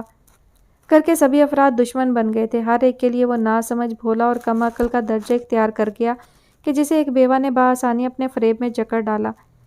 ادھر گھر والوں کے ترش رویے اور رد عمل کی پریشانی، ادھر تحریم کی طرف سے نئی فکر۔ بالآخر اس کے لیے ایک رشتہ آ ہی گیا تھا، سیما بھابی کے طفیل، ایک ایسے مرد کا جو اپنی 2 بیویوں کو طلاق کا داغ لگا چکا تھا۔ مجھے لگتا ہے مجھے سیما بھابی کے رشتہ دار کے لیے ہاں کر دینی چاہیے۔ اس رات وہ فون پر بولی تو انصب کا دماغ گھوم گیا۔ تمہیں لگتا ہے میں گھاس کھا رہا ہوں؟ ہاتھ پر ہاتھ رکھ کر بیٹھا ہوں۔ اسے غصہ آ گیا تھا۔ نہیں انصب، میں پہلی بار وہ تیز لہجے میں یوں بولا تو تحریم کے ہاتھ پاؤں پھول گئے۔ میں اس لیے کہہ رہی ہوں کہ آپ… حسب عادت وہ رونا شروع ہو گئی۔ انصب مزید چڑھا۔ آپ کے لیے، آپ کی آسانی کی خاطر۔ وہ اپنی بات سمجھا نہیں پا رہی تھی، مگر وہ سمجھ گیا تھا۔ اب جب کہ میں اتنی آگے نکل آیا ہوں کہ پیچھے دیکھوں تو نظر بھی کچھ نہیں آتا، تم میری آسانی کی خاطر اس بڈھے کا رشتہ قبول کرنے پر آ گئیں۔ وہ تلخی سے بولا تو تحریم کے آنسو اور تیزی سے گرنے لگے۔ اتنی ظالم لگتی تو نہیں ہو؟ اس کے پوچھنے میں طنز تھا۔ تحریم کی سسکیاں زور پکڑنے لگیں۔ میری آسانی کی خاطر تم اتنا احسان کرو کہ آئندہ اس قسم کے فرمان میرے سامنے کہنا چھوڑ دو۔ میں اتنا کمزور نہیں ہوں کہ تمہیں کھو دوں۔ اور یہ یقین ہی تو تحریم کا حوصلہ بنا ہوا تھا۔ مجھے تم سے اس حد تک بے وقوفی کی امید نہیں تھی، اور اگر احسان صاحب کو یہ معلوم پڑ جاتا کہ وہ 2 دن سے نہیں پورے 1 ہفتے سے یہاں ڈیرا ڈالے بیٹھا ہے تو وہ شاید چھترول بھی لگا دیتے۔ شرافت کے ساتھ گھر واپس جاؤ۔ بات منوانے کا یہ طریقہ انتہائی نامعقول ہے۔ حسان صاحب 2 ہفتوں سے بیرون ملک اپنے کاروباری دورے پر تھے۔ اسی کو غنیمت جان کر انصب بوریا بستر یہاں لے آیا تھا۔ حالانکہ راحیل بہت بدکا تھا۔ ڈیڈی کو ایسا ویسا مت سمجھو، وہ تو الٹا لٹکانے میں سوچنا بھی گوارا نہیں کریں گے۔ راحیل سے بہتر ڈیڈی کو اور کون سمجھ سکتا تھا، مگر انصب کے تانوں کوسنوں کے بعد اسے یہ قدم اٹھانا ہی پڑا۔ نہیں انکل، میں گھر نہیں جاؤں گا۔ اور اب حسان صاحب کے سامنے وہ اپنی ضد پر خاندانی روایت کی طرح قائم رہا۔ میں تو تمہیں اچھا خاصا عقل مند سمجھتا تھا، یہ جملہ حسان صاحب نے راحیل کو دیکھ کر کہا۔ دوسرے لفظوں میں راحیل سے عقل مند کہنا چاہتے تھے۔ راحیل جذبز ہو گیا۔ اس کی عقل خبت کرنے میں قصوروار بھی آپ ہیں، نہ آپ اسے کھوکھر ہاؤس بھیجتے ٹیوشن کی غرض سے، اور نہ یہ اس حد تک بڑھتا۔ حسان صاحب کی بات کا بدلہ راحیل نے دل میں سوچ کر لیا۔ انکل آپ مجھے بتائیں، میں کون سا گناہ کا کام کرنے جا رہا ہوں؟ ایک شرعی کام میں سب کی رضا حاصل کرنا چاہتا ہوں، بس یہ ہے میری بے وقوفی۔ آپ تو سمجھیں۔ ایک ہی سانس میں تیز تیز وہ کہتا چلا گیا تو حسان صاحب بھی چپ ہو گئے۔ تو اتنی جلدی شادی کرنا لازمی ہے کیا؟ کافی توقف کے بعد وہ بولے تو انصب نے سکون کی سانس لی۔ حسان صاحب نرم پڑ چکے تھے۔ اس کا رشتہ آیا ہوا ہے، اور تو جو اس کا رشتہ آیا ہوا ہے وہیں اس کی شادی ہو جانے دو۔ کیا ضروری ہے تم اس نیکی کا توق لٹکاؤ؟ انکل وہ تڑپ ہی تو گیا۔ ڈیڈی آپ سمجھ نہیں رہے، یہاں معاملہ نیکی سے بھی آگے تک کا ہے۔ راحیل کی زبان پھسلی۔ حسان صاحب نے کڑی نظروں سے اسے دیکھا تھا، وہ دبک کر رہ گیا۔ ٹھیک ہے، میں طاہر سے بات کرتا ہوں، تم بھی گھر چلو۔ جب آپ بات کر لیں گے اور وہ مان جائیں گے میں تب گھر جاؤں گا۔ اگر امی ابو اپنی ضد پر قائم تھے تو وہ بھی ان کا بیٹا تھا، ضدی اور ہٹ درم۔ جب تک شادی کے لیے مثبت رد عمل سامنے نہیں آ جاتا تھا اس کا گھر جانا محال تھا۔ میں اس بچی سے واقف ہوں، نہایت کم عمری میں اس کی شادی ہوئی تھی اور کم عمری میں ہی وہ معصوم بیوہ ہو گئی۔ لہٰذا یہ اعتراض کہ وہ انصب سے دگنی چگنی عمر کی ہے بالکل غلط ہے۔ مجھے یاد ہے میرا راحیل اس سے پہلے پیدا ہوا تھا۔ حسب وعدہ حسان صاحب طاہر صاحب سے بات کرنے آئے تو روب جما کر اسے بھی ہمراہ لے آئے۔ اتنے دنوں سے اس کی دید کے لیے تڑپتی یاسمین بیگم تو اسے دیکھتے ہی بلک بلک کر رونے لگیں۔ ہفتہ بھر پہلے جب وہ دھمکا کر جا رہا تھا تو ان کے گمان میں بھی نہیں تھا اتنے دن وہ ان کے بغیر گزار لے گا۔ ارے جانے دو، عشق کا بھوت ایسے ہی اترے گا، دیکھنا ایک رات بھی باہر گزارنے والا نہیں۔ وہ متوحش سی اس کے پیچھے لپکیں تو بڑی اماں نے اہمیت نہ دیتے ہوئے یہ سب کہا تھا، اور وہ ایسا سنگ دل کہ ہفتہ پورا باہر گزار دیا۔ ابھی بھی یاسمین اسے اپنے پہلو میں بٹھائے کتنی بار بوسہ لے چکی تھی۔ بیوہ تو ہے نا، ایک بچے کی ماں تو ہے نا، زمانہ کیا کہے گا؟ بڑی اماں بولیں۔ اماں جی زمانہ واہ واہ کرے گا۔ حسان صاحب مسکرا دیے۔ بڑی اماں نے بھویں چڑھا ڈالیں۔ ہمیں نہیں چاہیے ایسی واہ واہ۔ بڑی اماں فوراً غصے میں آ گئیں۔ یوں بھی انہیں حسان صاحب کا یوں آ کر قائل کرنا ذرا بھی اچھا نہیں لگا تھا۔ خود حسان صاحب بھی کھٹک رہے تھے۔ پھر تو گناہ گار ہم خود ہوئے۔ حسان صاحب نے بھی لگی لپٹی رکھے بغیر تیز لہجے میں کہنا شروع کیا۔ بچے چھوٹے ہوتے ہیں تو ان کو ہر وقت اخلاقیات کے درس دیتے ہیں، نیکی برائی کا فرق سمجھاتے ہیں، کیا ٹھیک ہے کیا غلط ہے یہ ان کی گھٹی میں ڈالتے ہیں، اور جب بڑے ہو کر وہ کوئی اخلاقی قدم اٹھانے لگتے ہیں تو ہماری نام نہاد عزت آڑے آ جاتی ہے، زمانے کا خوف سر پر سوار ہو جاتا ہے۔ یہ بھول جاتے ہیں کہ یہی سبق ہم نے دے دے کر انہیں جوان کیا ہے۔ ارے یہ تھوڑی سکھاتے ہیں کہ بڑے ہو کر ماں باپ کی آنکھوں میں دھول جھونکے۔ ایدھی سینٹر موجود ہیں ان نیکیوں کے لیے۔ بڑی اماں کسی طور ہار ماننے کو تیار نہیں تھی۔ در حقیقت انہیں دو اطراف سے صدمہ پہنچا تھا۔ گھر کا بڑا پوتا، بڑے بیٹے کا اکلوتا نور نظر، جس کے لیے ان کے دل میں بہت سے ارمان تھے، اور ادھر سویرا بڑی پوتی جو آج کل انصب کی بے وفائی کا سوگ مناتی انہیں اور تکلیف دے رہی تھی۔ اماں جی ایک بالکل شرعی کام جس کا حکم اوپر سے آیا ہے، جسے کرنے پر اعمال نامہ سنورے گا، وہ ہم خود کیوں نہ کریں بجائے ایدھی سینٹر پر ڈالنے کے؟ اور آپ کو تو خوش ہونا چاہیے کہ ایک نیکی پوتے کے توسط سے آپ کے حصے میں بھی آ رہی ہے، اور پوتا باقاعدہ اجازت لے کر یہ نیک کام کر رہا ہے۔ اگر ہم بھر پائے اس نیکی سے، اماں منہ ہی منہ میں بدبدا کر رہ گئیں۔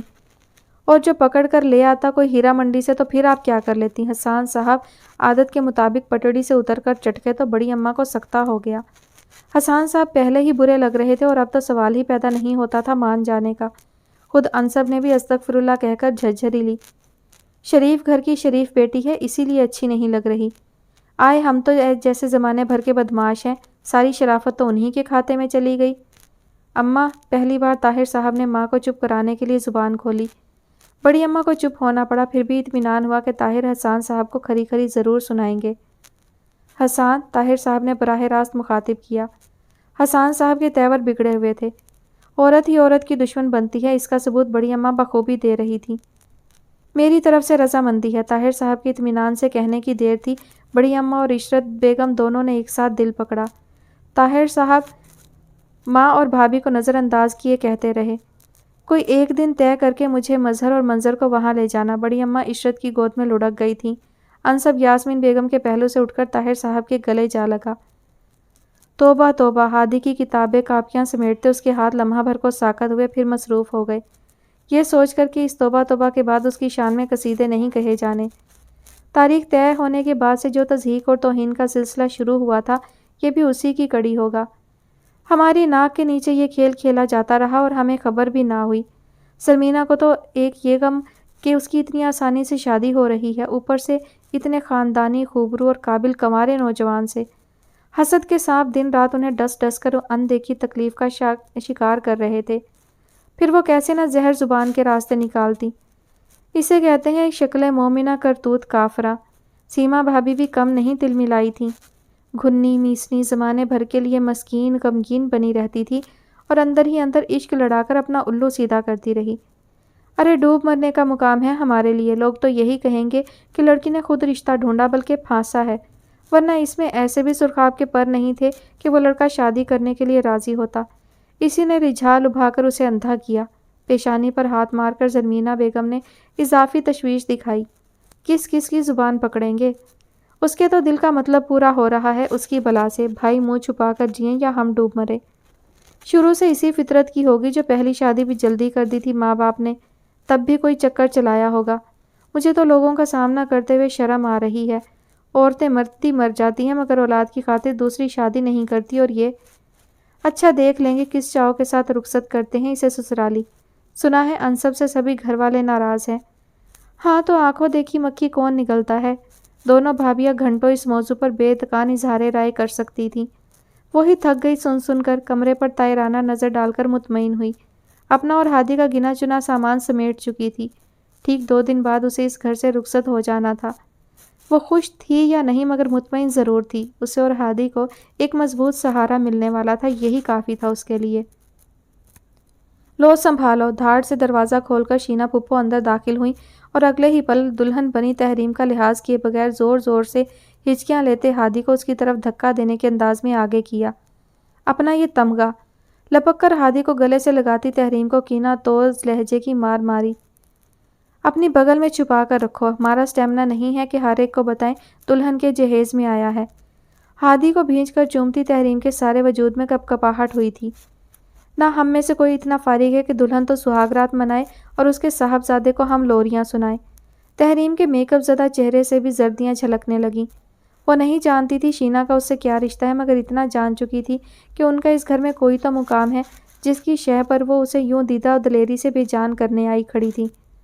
بچہ بھی ایسا چوں چوں کا مربع کی شکلیں دیکھ دیکھ کر روتا جا رہا ہے جیسے کسی نے مارا ہو یا کوئی مر گیا ہو۔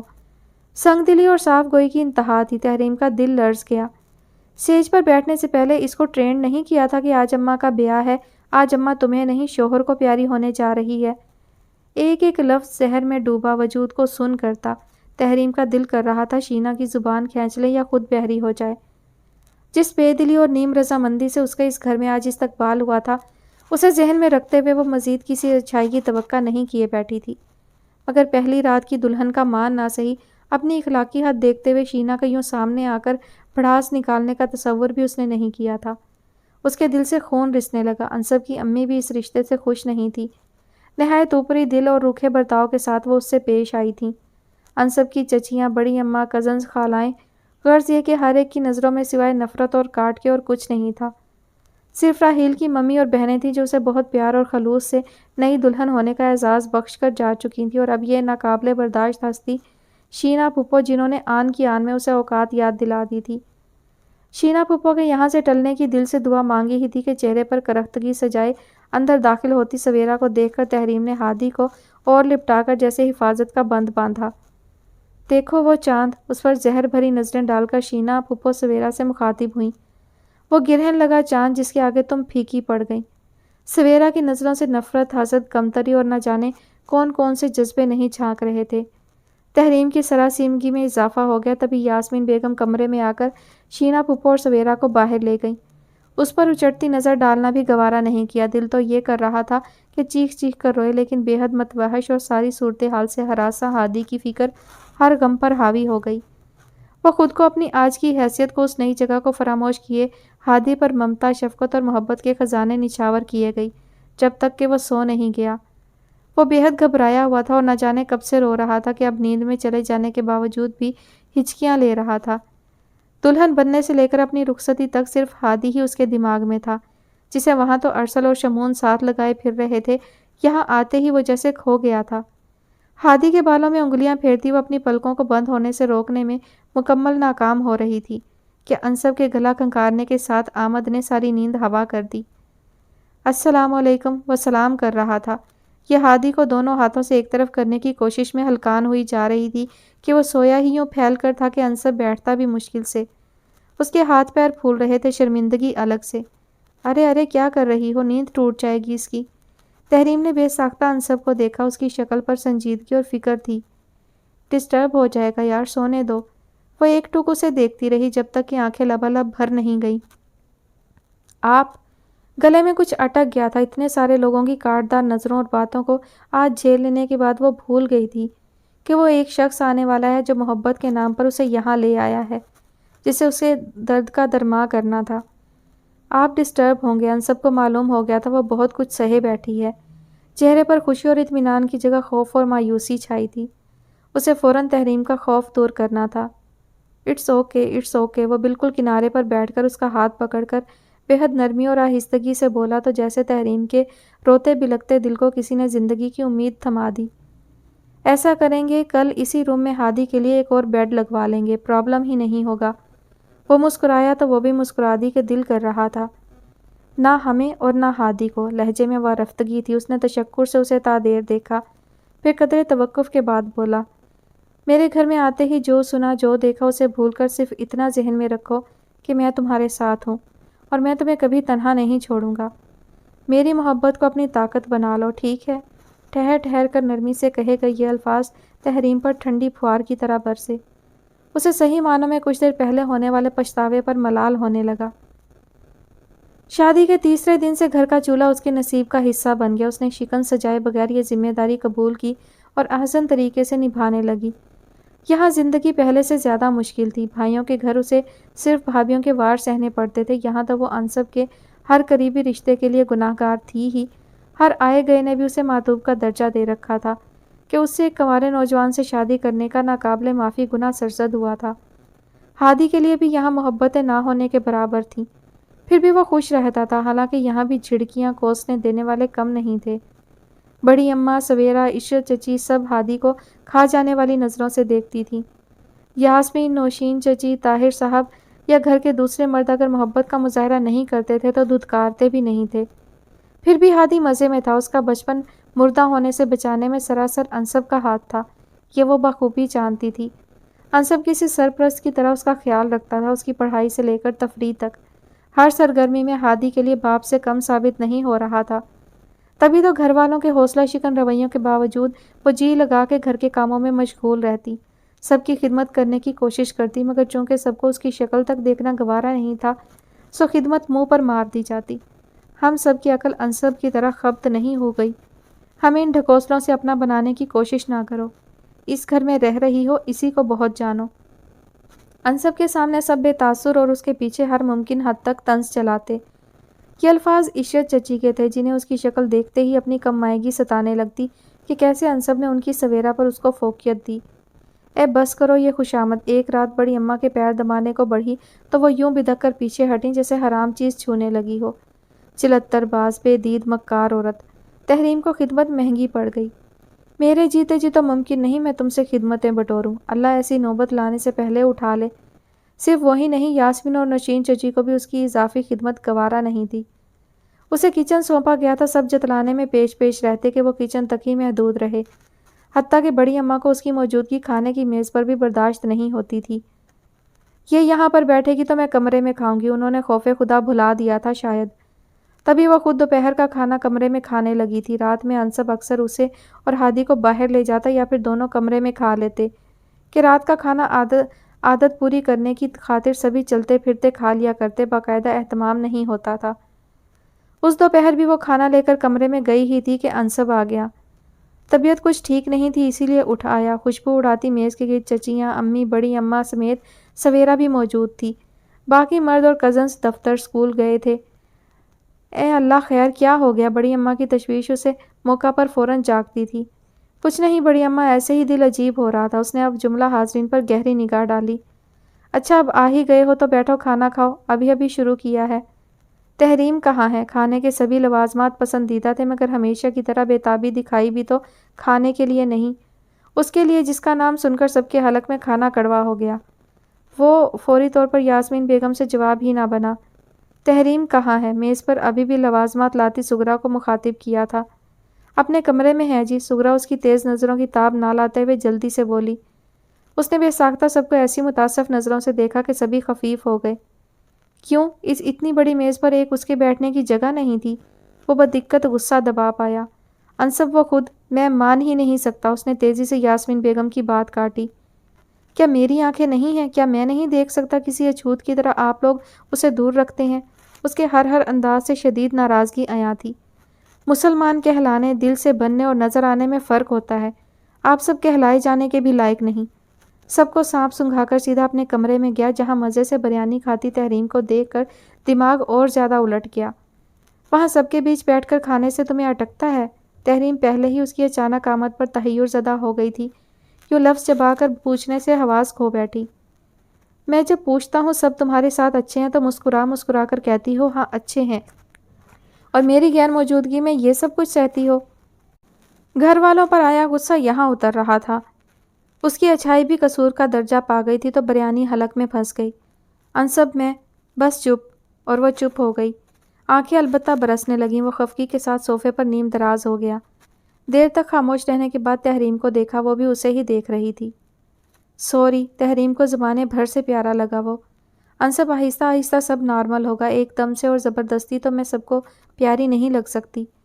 مجھے تو لگ گئی تھی، غصہ بھاگا تو اندازہ ہوا وہ غلط نہیں۔ تو ہر کوئی انصب تھوڑی ہے۔ انصب نے دھیما سا کہکہا لگا کر لطف لیا تھا۔ چلو پھر کھانا لے آؤ، میں بھی یہاں کھاتا ہوں۔ اس کی بریانی کی پلیٹ اپنی طرف کھسکا کر بولا تو وہ مسکرا کر سر ہلاتی باہر چلی گئی۔ شینا پھپھو کی آمد خیر کے پیغام کے ساتھ کبھی نہیں ہوتی تھی۔ عام روٹین میں بھی وہ جب جب آتی، گھر والوں پر دہشت وحشت بیک وقت سوار ہو جاتی۔ جھگڑ کر آتی تو پھر سب کی قضا آ جاتی۔ اتنے سال ہو گئے شادی کو، یہ ہمارے لیے ابھی تک بچی بنی ہوئی ہیں۔ سسرال والوں کی ہمت ہے جو اسے برداشت کرتے ہیں، ہم سے تو ہفتہ بھر اس کے ساتھ نہیں گزارا جاتا۔ بڑی اماں کے کمرے میں شینا کی آہو بکا سے اکتائی یاسمین بیگم کچن میں آ گئی، جہاں وہ مختلف قسم کی سبزیوں، 2 طرح کے گوشت، قیمہ اور چاولوں کے ساتھ نبرد آزما تھی۔ ارے اتنے سال جانور بھی کہیں رہے، اسے بھی اس ماحول سے انسیت ہو جاتی ہے۔ اس کے دماغ میں پتہ نہیں کیا ہے، نہ خود سکون سے رہتی ہے نہ ہمیں رہنے دیتی ہے۔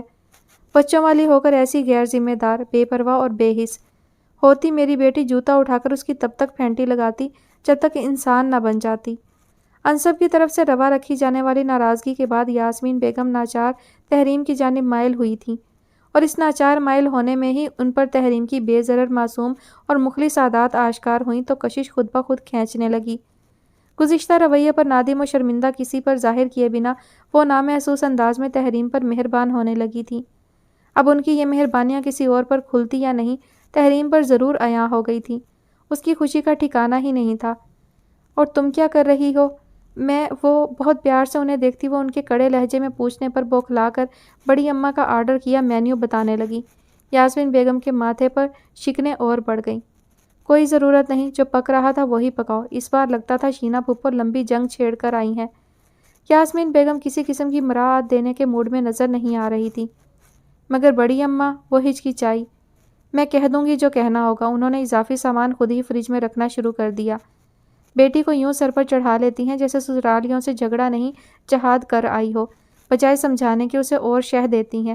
سسرال میں بھی یہ پلنگ پر بیٹھی رہتی ہے، یہاں بھی اس کے لیے تخت طاؤس بچھ جاتا ہے، اور ہم باندیاں حکم کی تعمیل میں جت جاتی ہیں۔ تحریم سر جھکا کر سنتی رہی۔ ایسا کرو تم بھی اپنے کمرے میں جاؤ۔ مگر اتنا مہربان روپ اسے گھبراہٹ نے آ لیا۔ ایسی حالت میں ابھی سے کاموں کا بوجھ مت ڈالو، ویسے ہی بہت کمزور ہو۔ میں سغرا سے کہتی ہوں آج کچن وہی دیکھ لے۔ خود کو بے نیاز ظاہر کرتے عام سے لہجے میں کہنے کے بعد وہ چلی بھی گئیں۔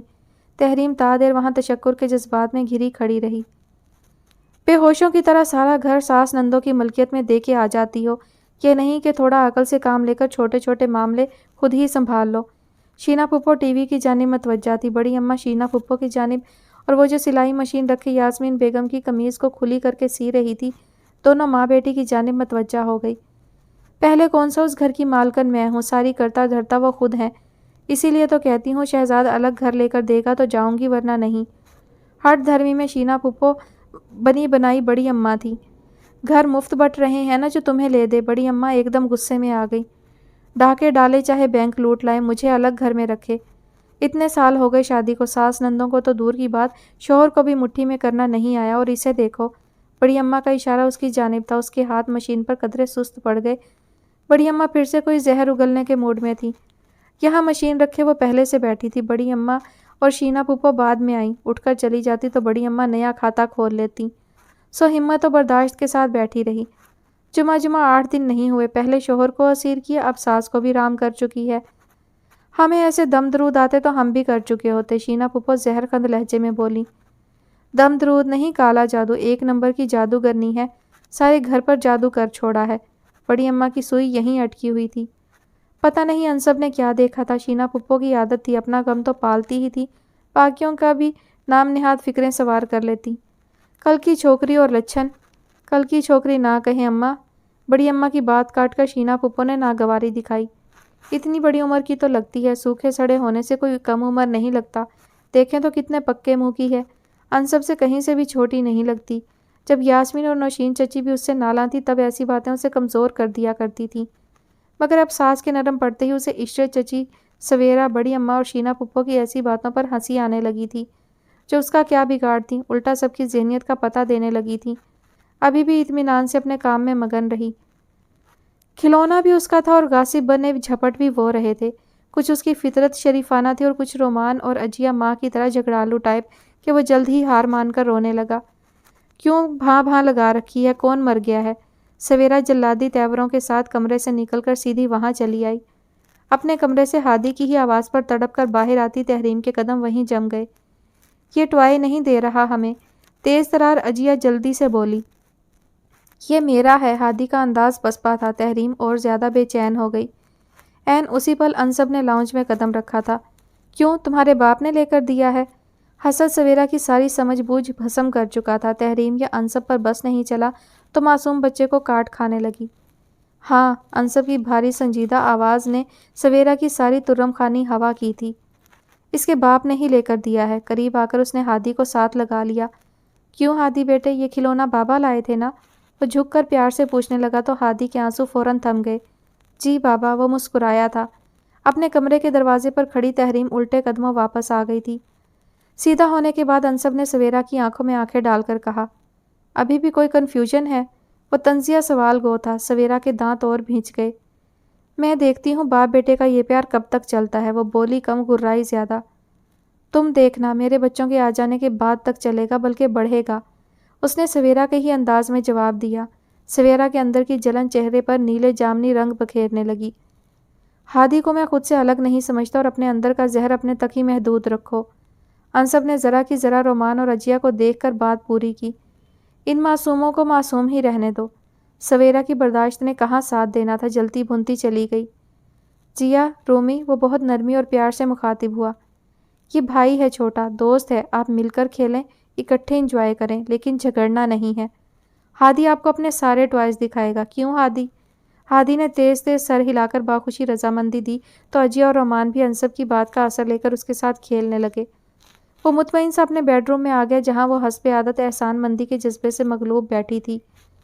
کیا ہے یار، اس کے مزاج کے ہر رنگ کو پہچان لینے والا ابھی بھی واقف حال ہو کر چڑ سا گیا۔ ان آنکھوں میں میرے لیے تشکر، ممنونیت، احسان مندی نہیں، پیار اور اعتبار ہونا چاہیے، سمجھتی کیوں نہیں ہو؟ اس کی آنکھوں سے پھسلتے آنسو چن کر وہ مزید جھنجھلایا۔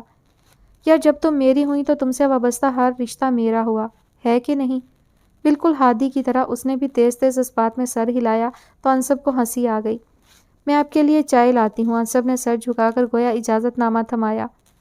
اور پھر جب ہر کوئی شینا پھپھو کو سمجھا سمجھا کر تھک گیا تب ان کے نام ڈاک سے کسی ناگہانی آفت کی طرح طلاق نامہ آ گیا۔ سب پر جیسے آسمان ٹوٹ پڑا۔ بڑی اماں پچھاڑیں کھانے لگیں۔ خود شینا پھپھو بے یقینی کی تصویر بنی کتنی ہی دیر تک طلاق کے کاغذات ہاتھ میں لیے بیٹھی رہیں۔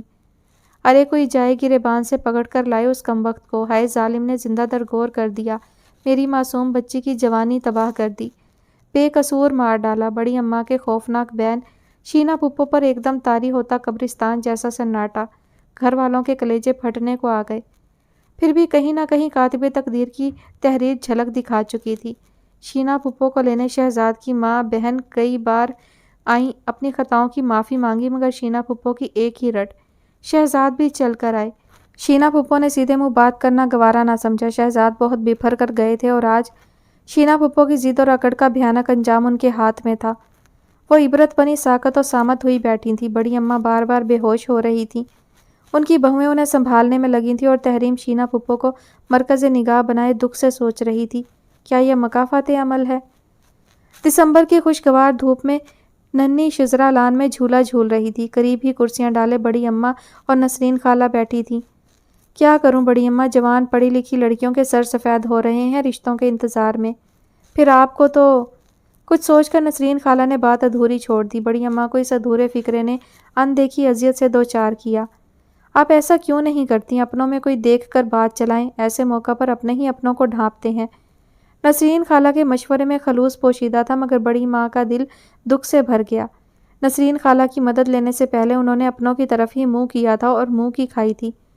رشتے کے بھانجے کا بیٹا اپنی پہلی بیوی کو طلاق دے چکا تھا، عمر میں بھی شینا سے بڑا تھا۔ بڑی اماں کو لگ رہا تھا وہ بھانجے کی بیوی سے بات کریں گی تو مایوسی کا سامنا نہیں ہوگا، کیونکہ ایک زمانے میں اسی بھانجے کی مالی امداد وہ کر چکی تھی اور کہیں نہ کہیں وہ احسان کا بدلہ لینا چاہ رہی تھی، مگر شاید نیت صاف نہیں تھی کہ بھانجے کی بیوی نے کھری کھری سنا دی۔ مجھے معاف کریں خالہ، آپ کی شینا کا دم خم طلاق نے بھی ڈھیلا نہیں کیا۔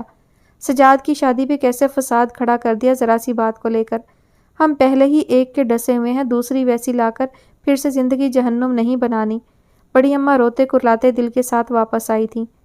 اب ہر کسی کی قسمت آپ کی بہو کی طرح تو نہیں ہو سکتی۔ نسرین خالہ نے شزرا کو دیکھ کر اشارتاً تحریم کا ذکر کیا۔ شزرا ہو بہو تحریم کی کاپی تھی۔ بڑی اماں کے حلق سے یک بستہ آہ برآمد ہوئی۔ گزرتے وقت کے ساتھ ملال، آزردگی، پچھتاوا جیسے زندگی کا حصہ بنتا جا رہا تھا۔ تحریم کے ساتھ روا رکھے اپنے سلوک کا تاوان انہوں نے بیٹی کی طلاق کی صورت اگر بھرنا تھا تو وہ بہت پہلے توبہ کر لیتی، مگر اب شاید بہت دیر ہو گئی تھی۔ بڑی اماں، نسرین خالہ کب کی اٹھ گئی تھی۔ وہ اپنے خیالوں میں ایسی گم تھی کہ تحریم کی آمد پر بھی متوجہ نہ ہوئیں۔ تحریم نے ان کے کندھے پر ہاتھ رکھا تو وہ چونک گئیں۔ مجھے آپ سے بات کرنی تھی۔ عرصہ ہوا بڑی اماں نے تحریم کی طرف سے پالا اناد بھلا دیا تھا۔ وہ میری چھوٹی بھابھی ہیں نا؟ قریبی کرسی پر بیٹھ کر وہ ملائمت سے بتانے لگی۔ بڑی اماں بے دلی سے متوجہ تھیں۔ ان کے بڑے بھائی کی بیوی آپ کو معلوم ہے 5 سال پہلے انتقال کر گئی تھی۔ بھابھی کے بھائی 2 بیٹوں کے باپ ہیں، بیٹیاں ہوتیں تو شاید انہیں شادی کرنے کے لیے رضامند کرنا مشکل ہوتا، مگر اب جب کہ ان کے دونوں بیٹے تعلیم کی غرض سے باہر شفٹ ہو رہے ہیں تو بھابھی اور ان کی بہنیں بھائی کی دوسری شادی کرنا چاہ رہی ہیں۔ اس سلسلے میں انہوں نے مجھ سے بات کی ہے۔ بڑی اماں کی سماعتیں پوری کی پوری کھل گئی تھیں۔ شینا پھپھو کے لیے۔ تحریم ہچکچا رہی تھی۔ بڑی اماں سے آج بھی بات کرتے ہوئے اسے جھجک ہوتی تھی۔ میں نے انصب سے ذکر کیا تھا، وہ جانتے ہیں بھابھی کے بھائی کو، کہہ رہے تھے بہت قابل و شریف ہیں، اگر رشتہ ہو جائے تو اچھی بات ہے۔ نظر اٹھا کر دیکھا تو بڑی اماں کے تشکر سے لبریز آنسو چہرہ بھگو رہے تھے۔ تحریم کا دل تڑپ گیا۔ بڑی اماں آپ رونے کیوں لگی؟ میں نے تو ایسے ہی… تم تو انعام تھیں اس گھر کے لیے، انصب کے لیے اور ہم سب کے لیے۔ بڑی اماں اس کا ہاتھ پکڑ کر روتے ہوئے کہنے لگی، میں کم عقل تمہاری قدر نہ کر سکی۔ مجھے آپ سے کوئی شکوہ نہیں ہے، آپ پلیز روئیں نہیں۔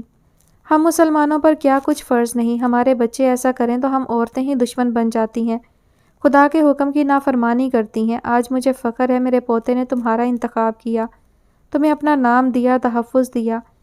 بڑی اماں کا لفظ لفظ محبت میں ڈوبا ہوا تھا۔ تحریم نے ان کے آنسو پوچھے، ٹیبل پر رکھا پانی کا گلاس انہیں تھمایا۔ مجھے آپ سے کوئی شکایت نہیں ہے، آپ میری بزرگ ہیں، اللہ آپ کو ہمارے سروں پر سلامت رکھے۔ میں نے کبھی بھی آپ کی کسی بھی بات کا برا نہیں منایا، وہ دل سے کہہ رہی تھی۔ بڑی اماں، پھر میں کیا جواب دوں بھابھی کو؟ پھر ان کا ہاتھ تھام کر لجاجت سے پوچھنے لگی، تم انہیں بلا لو۔ بڑی اماں نے آہستگی سے کہا تو وہ خوشی خوشی اندر چل دی۔ بڑی اماں کے بھی دل سے کثافت مٹنے لگی۔ کاش کہ انہیں شینا کو لگے داغ سے پہلے اپنا احتساب کرنے کا خیال آ جاتا، تب معافی مانگتے ہوئے وہ اچھی بھی لگتی اور مطمئن بھی رہتی، مگر شاید اس سب کو ایسے ہی ہونا تھا۔ ختم شد جی، تو یہ کہانی اپنے اختتام کو پہنچی۔ آپ سب کو یہ کہانی کیسی لگی کامنٹ سیکشن میں ضرور بتائیے گا۔ مجھے تو یہ کہانی بیحد پسند آئی۔ آپ سب اپنی رائے کا اظہار ضرور کیا کریں، اس سے مجھے آپ سب کی دلچسپی کا اندازہ ہوتا ہے، آپ کو کس قسم کی کہانیاں پسند ہیں اس چیز کا بھی اندازہ ہوتا ہے۔ انشاءاللہ بہت جلد اگلی کہانی کے ساتھ حاضر ہوں گی، تب تک اپنا خیال رکھیے گا، مجھے اپنی دعاؤں میں یاد رکھیے گا۔ اللہ حافظ۔